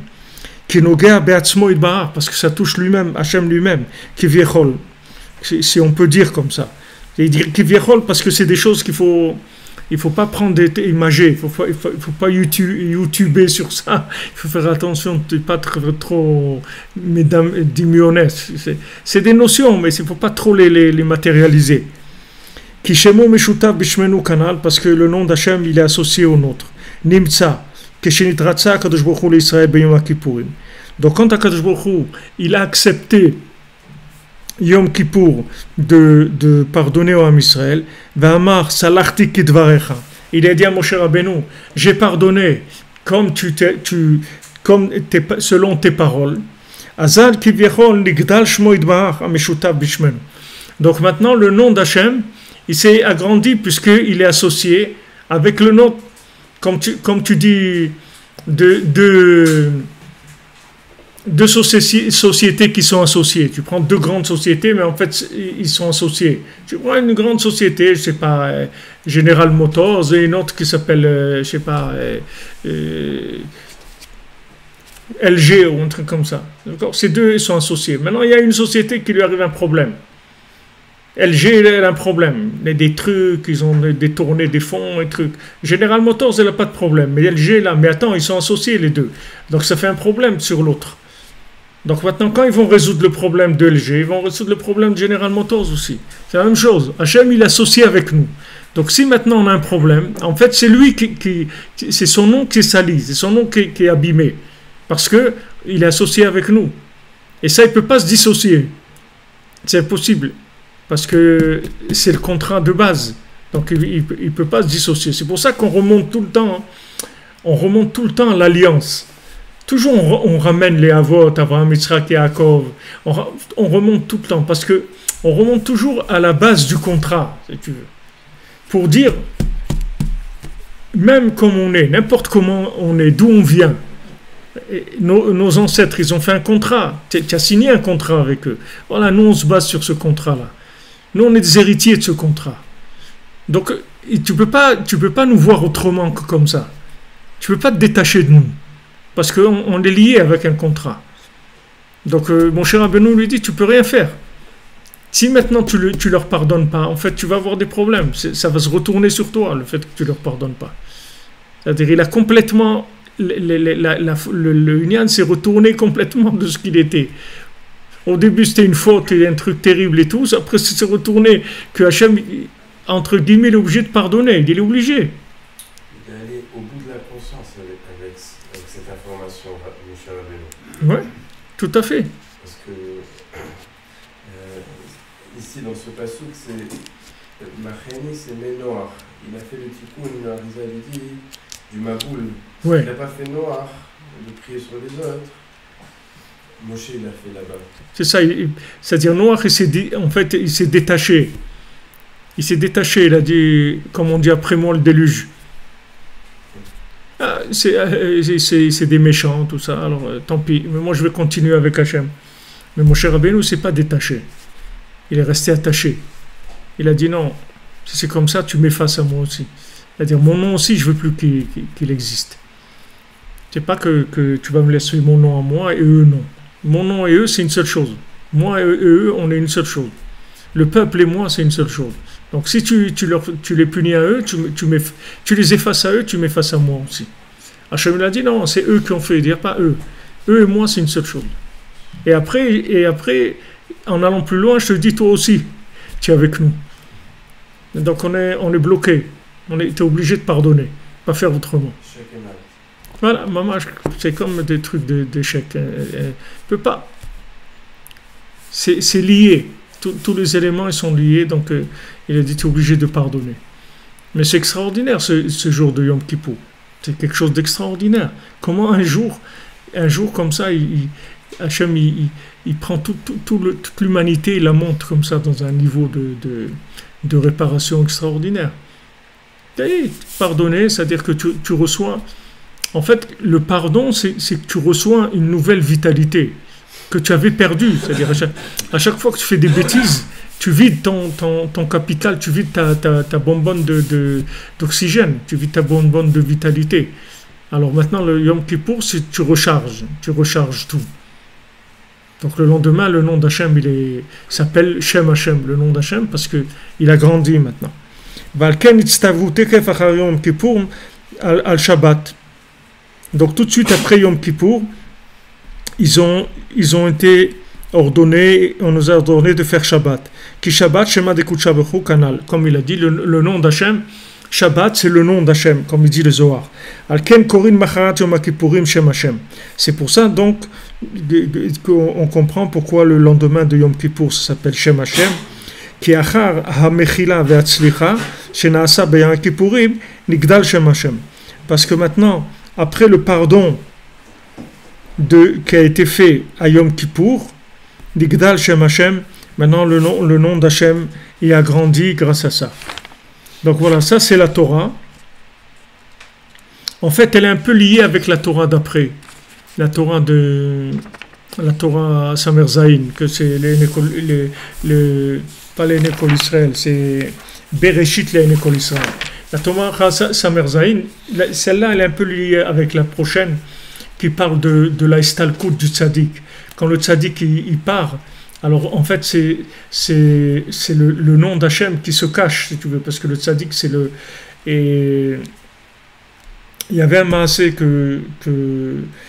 à Yom Kippour, Rabbeinu il a une vision qu'on lui a demandé. Il y a une vision, on demandait là-bas un korban, on demandait quelqu'un qui soit un sacrifice. Alors lui il a dit d'accord, je suis d'accord d'être le korban et tout. C'était dans une vision qu'il avait il a dit je suis d'accord d'être le sacrifice. Et après quand ça commençait les choses à se mettre en place et tout, alors Rabbeinu il a regretté, il a dit non en fait quand j'ai pas envie d'être le sacrifice. Alors il y a quelqu'un d'autre qui est venu qui a dit ouais, moi je suis d'accord d'être le sacrifice. Rabbeinu il a raconté tout ça après. Et cet autre-là c'était Rav Levi Yitzhak de Berditchev. Donc tout de suite après, d'ailleurs je crois le Yortzeit de Rav Levi Yitzhak de Berditchev c'est maintenant là, après Yom Kippour, dans une semaine ou dans un mois, je sais pas, c'est maintenant, c'est après, c'est dans cette période-là. Alors quand Rabbeinu il a dit en fin de compte, il y a quelqu'un d'autre qui s'est proposé, mais j'ai peur quand même. Rabbeinu il a dit comme ça. Et en fait, l'année d'après, c'était Rabbeinu. C'est-à-dire, ils sont décédés 1 an de décalage. En fait, ils lui ont laissé 1 an. C'est-à-dire, il n'est pas parti cette année-là, mais l'année d'après, il est parti. Mais en fait, ils sont partis pour, si tu veux, combler tous les manques de Shem Hachem qu'il y a dans le monde à cause des fautes des gens. Comme eux, ils représentent le nom d'Hachem, puisque les tzadikim ils ne vivent que pour Hachem, c'est-à-dire toute leur vie c'est que de sanctifier le nom d'Hachem. Donc leur mort c'est une grande sanctification du nom d'Hachem. Donc quand ils décident de partir, en fait ils envoient énormément de vitalité dans le monde. Et ils empêchent bien sûr beaucoup de catastrophes, puisque ce manque de vitalité, après, il entraîne des catastrophes matérielles. C'est-à-dire matériellement, après c'est l'emballage lui-même qui commence à se détruire. Au début c'est la conscience, mais après c'est l'emballage qui commence à se détruire. Alors ces tzadikim, ils partent en fait pour remplacer tout le manque de vitalité. C'est pour ça que au début, le tzadik mouchach lasot tshuva. Le tzadik, il est obligé de faire tshuva pour le Ham Israël. Au début de la Torah Samervav, c'est avec ça qu'il démarre. C'est-à-dire qu'il est obligé, parce que maintenant, s'il ne fait pas, de toute façon, ça va venir sur lui. De toute façon, ça va venir sur lui. Parce que lui c'est le dernier rempart avec Hachem. C'est-à-dire que maintenant, de lui, après, c'est le Shem Hachem. D'abord, c'est le Shem du tzaddik, et après, c'est le Shem Hachem. Alors, quand les gens, ils ont fauté, comme Hachem, il dit à Moshe Rabbeinu, Red kishichet amecha, descends parce que ton peuple a fauté. Il dit, c'est ton peuple. Il dit, c'est ton peuple. C'est ton peuple. Moi, je te connais à toi. Toi, tu es responsable d'eux. Donc maintenant, si tu veux, tout ce qu'on a vu maintenant, avant Rabbeinu l'a expliqué, avec le tzaddik, c'est-à-dire qu'il dit que d'abord, toutes les fautes, elles touchent le tzaddik. Et c'est pour ça d'ailleurs que Rabbeinu, il n'a pas pu se révéler dans sa génération comme il aurait dû se révéler. C'est parce que son nom, il a été abîmé par le comportement des gens. C'est-à-dire que le fait que maintenant le comportement des gens, il a été tellement bas, il y a eu beaucoup de problèmes, ça a touché le nom. Que le nom, il n'a pas pu aller donner la vitalité là où il fallait donner la vitalité.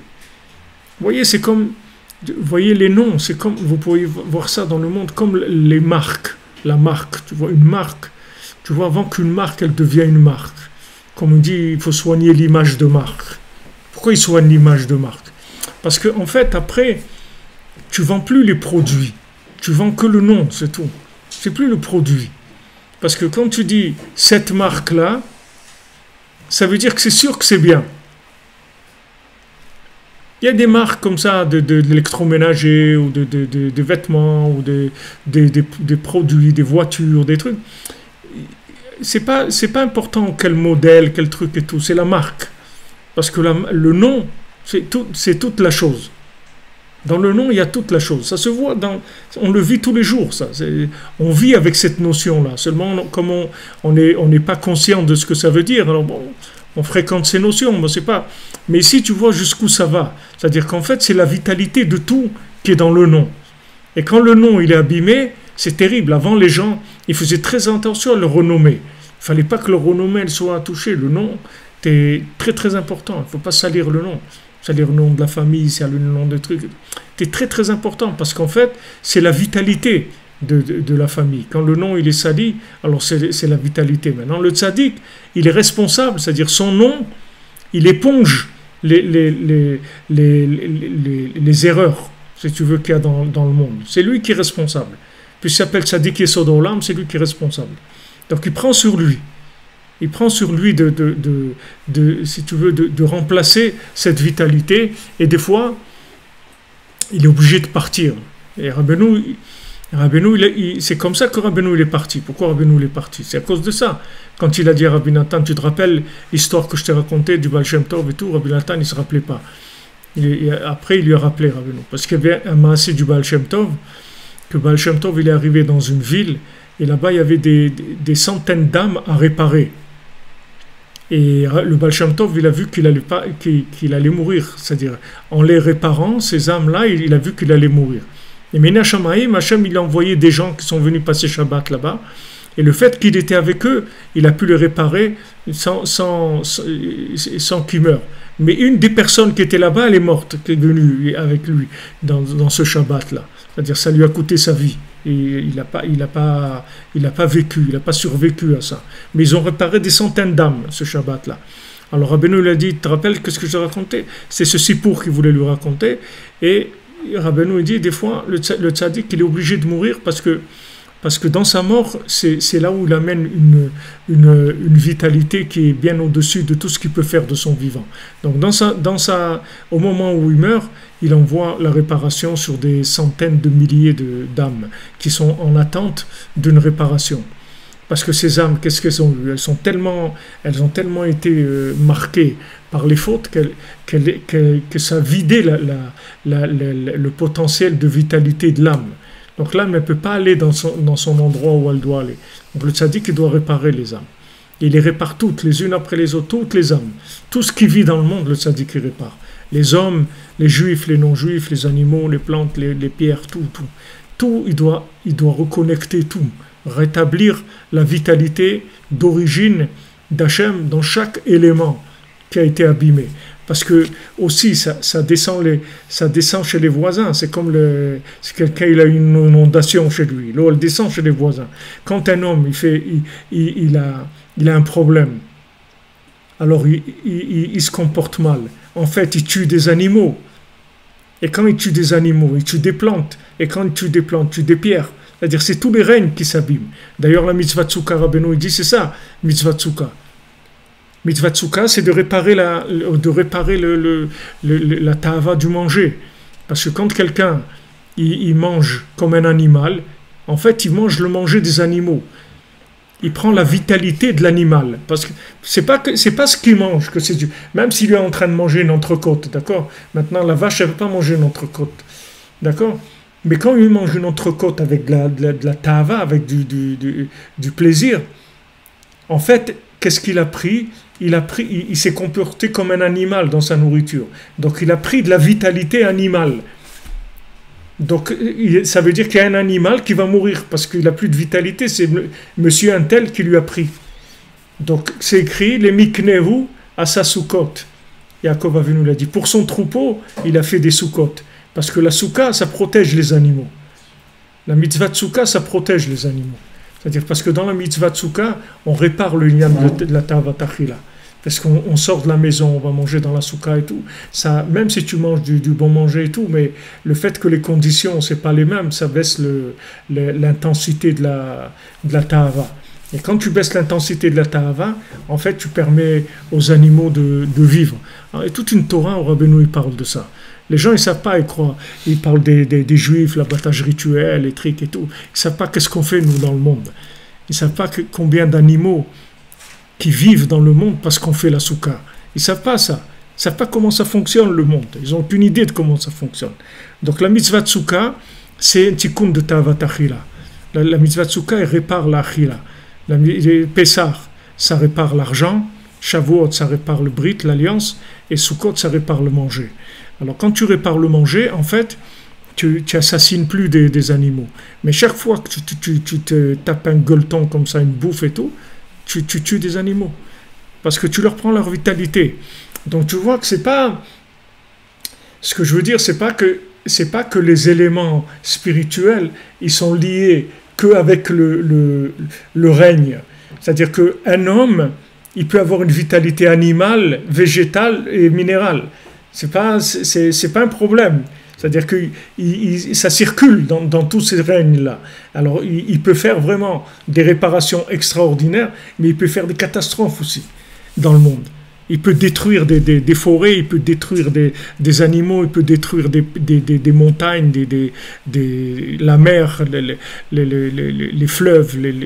Il peut faire des catastrophes. Tout ça, c'est parce qu'il se comporte, il descend au niveau de vitalité de ces endroits-là. Donc il leur pique leur vitalité, il leur vole leur vitalité. Quand il leur vole leur vitalité, ils meurent, tout simplement. Ils n'ont plus de vitalité. Donc le tzaddik, lui, qui est le tzaddik qui est Sodolam, il doit réparer toutes ces choses-là. Tout ça atterrit chez lui après. Tous ces problèmes-là, c'est-à-dire c'est comme le truc de la Banque de France, là, ou la Banque nationale, c'est-à-dire tous les trucs, toutes les faillites de tous les gens, après ça arrive chez lui. Voilà, la banque, elle doit sortir l'argent maintenant. Ok, celui-là, il a fait ça, l'autre, après, il y a un qui va payer pour tout ça. Alors, le tzaddik, il paye, et il est obligé. Il dit, il est obligé, parce que c'est le dernier rempart par rapport à Hachem, c'est le tzaddik. Que si chas v'shalom, il n'y a pas le tzaddik, c'est le Shem Hachem. Et si tu touches le Shem Hachem, c'est le monde entier qui se détruit, c'est fini. c'est la destruction du monde, c'est fini. Tandis que le tzaddik, il peut éponger, il peut arriver à éponger ce manque de vitalité pour permettre au monde de continuer à exister. Donc il est vraiment responsable. Responsable, c'est-à-dire il est responsable en vitalité. C'est pas une responsabilité matérielle, c'est une responsabilité de conscience, spirituelle. C'est pour ça que Rabbeinu il dit que le tzaddik, il s'appelle le malvé Agadol. Le tzaddik, il s'appelle le grand prêteur. C'est lui qui prête la vie à tous les éléments qu'il y a dans le monde. C'est lui, sauf que c'est lui qui est responsable. Tu vois, mon cher Rabbeinu, tu prends le midrash de Zot HaBeracha, tu vas voir Moshe Rabbeinu comment il supplie Hachem de rester dans le monde. Comment il dit laisse-moi dans ce monde. Hachem ne dit peut plus. Il dit laisse-moi comme un oiseau, laisse-moi comme un. Tu vois une discussion avec Hachem, c'est quelque chose de magnifique. C'est impossible de lire ça sans pleurer. C'est très très beau. Tu vois que Moshe Rabbeinu il demande à Hachem. Laisse-moi dans le monde encore. Parce que quand il est dans le monde, le tzaddik, il peut faire des choses, tant qu'il y a un petit peu encore des choses à gratter dans ce monde, qu'il peut arranger, c'est extraordinaire. Comme Rabbeinu, il a dit, Rabbi Nathan, Rabbeinu, il a dit, je veux partir dans un endroit et faire ce que j'ai à faire là-bas, et vous, tous les gens, je les réparerai après, quand ils seront morts, ils viendront chez moi. C'est tout. Mais je ne vais pas m'occuper de vous maintenant, c'est trop difficile. Et vous me prenez la tête trop, vous n'écoutez pas, etc. Quand vous serez mort, vous serez obligé de toute façon de venir. Alors, je réparerai les âmes après. Mais Rabbi Nathan me dit, mais comment? Mais si de notre vivant, on fait quelque chose, je dis, si de votre vivant vous faites, c'est sûr, c'est une autre dimension complètement. Si vous faites vous-même un effort et que pour avancer, c'est sûr que c'est une autre dimension. Bon, après, Rabbeinu, il a dit, bon, ok, je reste avec vous. Mais si tu veux, le tzaddik, il est choquel des fois. Le tzaddik, il pèse. Il ne sait pas s'il vaut mieux qu'il travaille sans être connu du tout, c'est-à-dire complètement caché, et il fait des réparations en étant complètement caché. Et après, il continuera. Ou bien non, il travaille ouvertement avec le monde. C'est-à-dire c'est toujours des choses qui sont très délicates chez les tzaddikim à traiter. Parce que quand le tzaddik il se révèle, c'est pas comme quand il est caché. Il n'a pas les mêmes possibilités. Mais d'un autre côté, quand il est révélé aussi, c'est d'autres choses, parce qu'il peut avoir un contact avec les gens directement. En tout cas, le problème, la chose, comme elle est construite, la pyramide, c'est très simple. Il y a d'abord le minéral, il y a le végétal, il y a l'animal, il y a l'humain. Dans l'humain, il y a les nations, il y a le Ham Israël, il y a le tzaddik et il y a Hachem. Voilà, tout ça, c'est l'entonnoir. C'est-à-dire, tous ces gens-là, toutes ces couches-là, elles payent les unes pour les autres. C'est-à-dire, les uns, ils sont responsables des autres. Le végétal, il est responsable du minéral. L'animal, il est responsable du végétal, et bien sûr du minéral aussi. L'humain, les nations, elles sont responsables du végétal, de l'animal. C'est pour ça qu'ils font attention.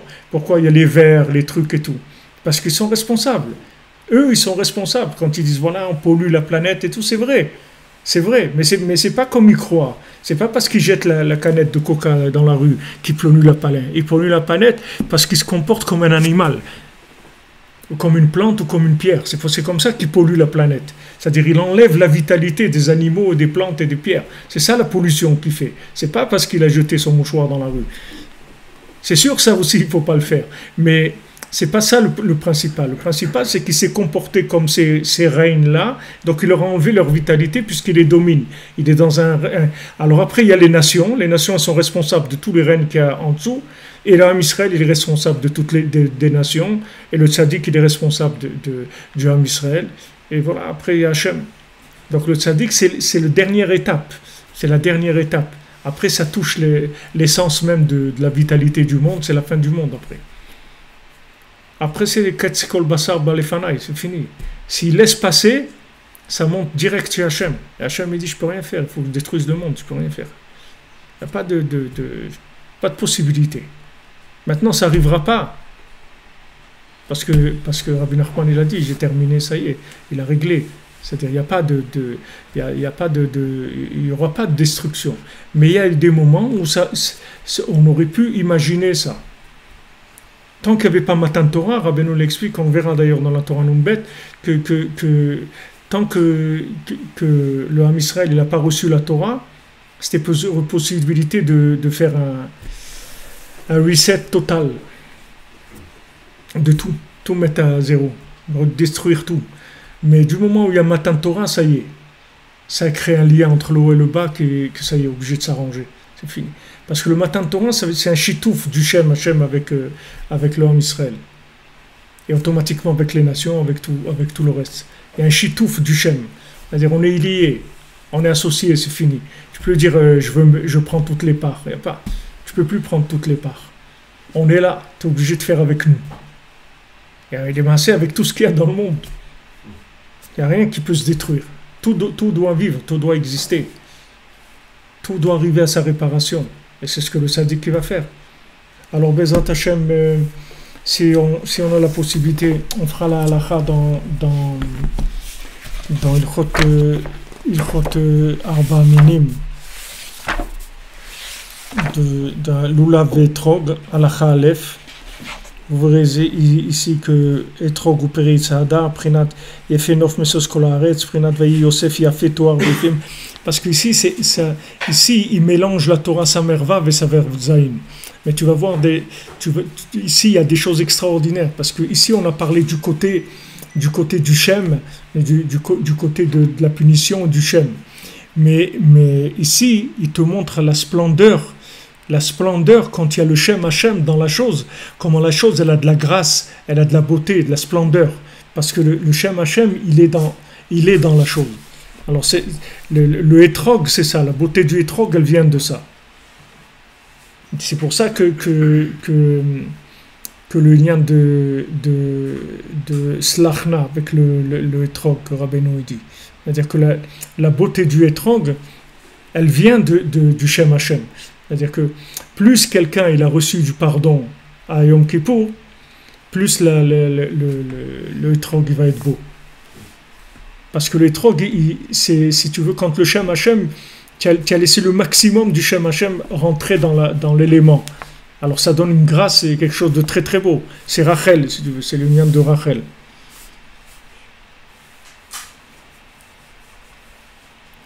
Et c'est bien sûr les Arba Minim. Les Arba Minim comprend à Sukkot les 4, c'est par rapport aux 4 éléments, aux 4 lettres du Shem Havaya. C'est-à-dire ça va avec ce qu'on a étudié, ça va à fond avec ce qu'on a étudié. Alors si on a la possibilité, on étudiera. C'est pas très long, c'est juste une page, c'est tout. Mais c'est un petit peu mourkav, c'est mélangé entre les deux Torot. Bereshit Le'enei Kol Israël, que ça parle de la Istalkut du Tzadik, du Père, que Rabbeinu disait que Rabbi Yitzhak, Rabbeinu il a dit cette Torah-là, c'était espède sur Rabbi Yitzhak de Berditchev. C'est-à-dire les gens ils ne savaient pas, Samer Zayin dans le deuxième prélève, les gens ils ne savaient pas que Rabbeinu il savait Beruach HaKodesh qu'il était décédé. Personne ne savait. Mais Rabbeinu lui a fait un espède avant que les gens ils sachent qu'il était décédé. C'était cette Torah-là où il a fait une oraison funèbre sur Rabbi Yitzhak de Berditchev. Et là il parle de la splendeur et je crois que Rabbi Nathan, il rapporte quelque part, j'ai vu qu'il y avait une année comme ça où il n'y avait pas d'étrogim, ils n'avaient pas d'étrogim. Là-bas, c'était très dur pour en Ukraine d'avoir des étrogim, parce qu'il n'y a pas, c'est très très loin en général, ils recevaient de Calabre, d'Italie, ils recevaient les étrogim là-bas. Il dit qu'il n'y avait pas d'étrogim, c'était une année très très difficile, parce que quand le père, le tzaddik, le père, il quitte le monde, alors toute la beauté, c'est-à-dire, puisque c'est maintenant tout le Shem Hashem qui rentrait dans le monde, qui se cache, alors tout ce qui est beau, ça perd de sa beauté.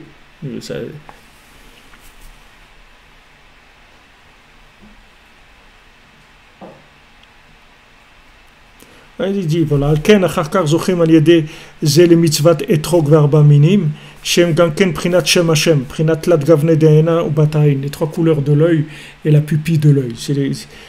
Ve'kol ze na'ase al yedei prinat ve'ine na'ar boche miyad vatachmol alav. Alors, כי לפעמים נתעלם הפאר והיופי זה בחינת חורבן בית המקדש. והתיקון הזה להיות מטבל על חורבן בית המקדש, אז השם יתברך לשים פאר לבריאות תחת אפר. זה בחינת והנה נער בוכה, מיד ותחמול עליו. C'est-à-dire si beaucoup מתפללים על החורבן בית המקדש, c'est-à-dire par le fait qu'on pleure sur le... Parce que là-bas ça parle de pleurer sur le חורבן בית המקדש. En fait, c'est la même chose que la slicha, c'est-à-dire le Khorban Bet HaMikdash, c'est la vitalité d'Hachem qui sort de sa maison. Mais de chacun, c'est la même chose. Quand il faute et la vitalité, elle le quitte, c'est la même chose que le Khorban Bet HaMikdash.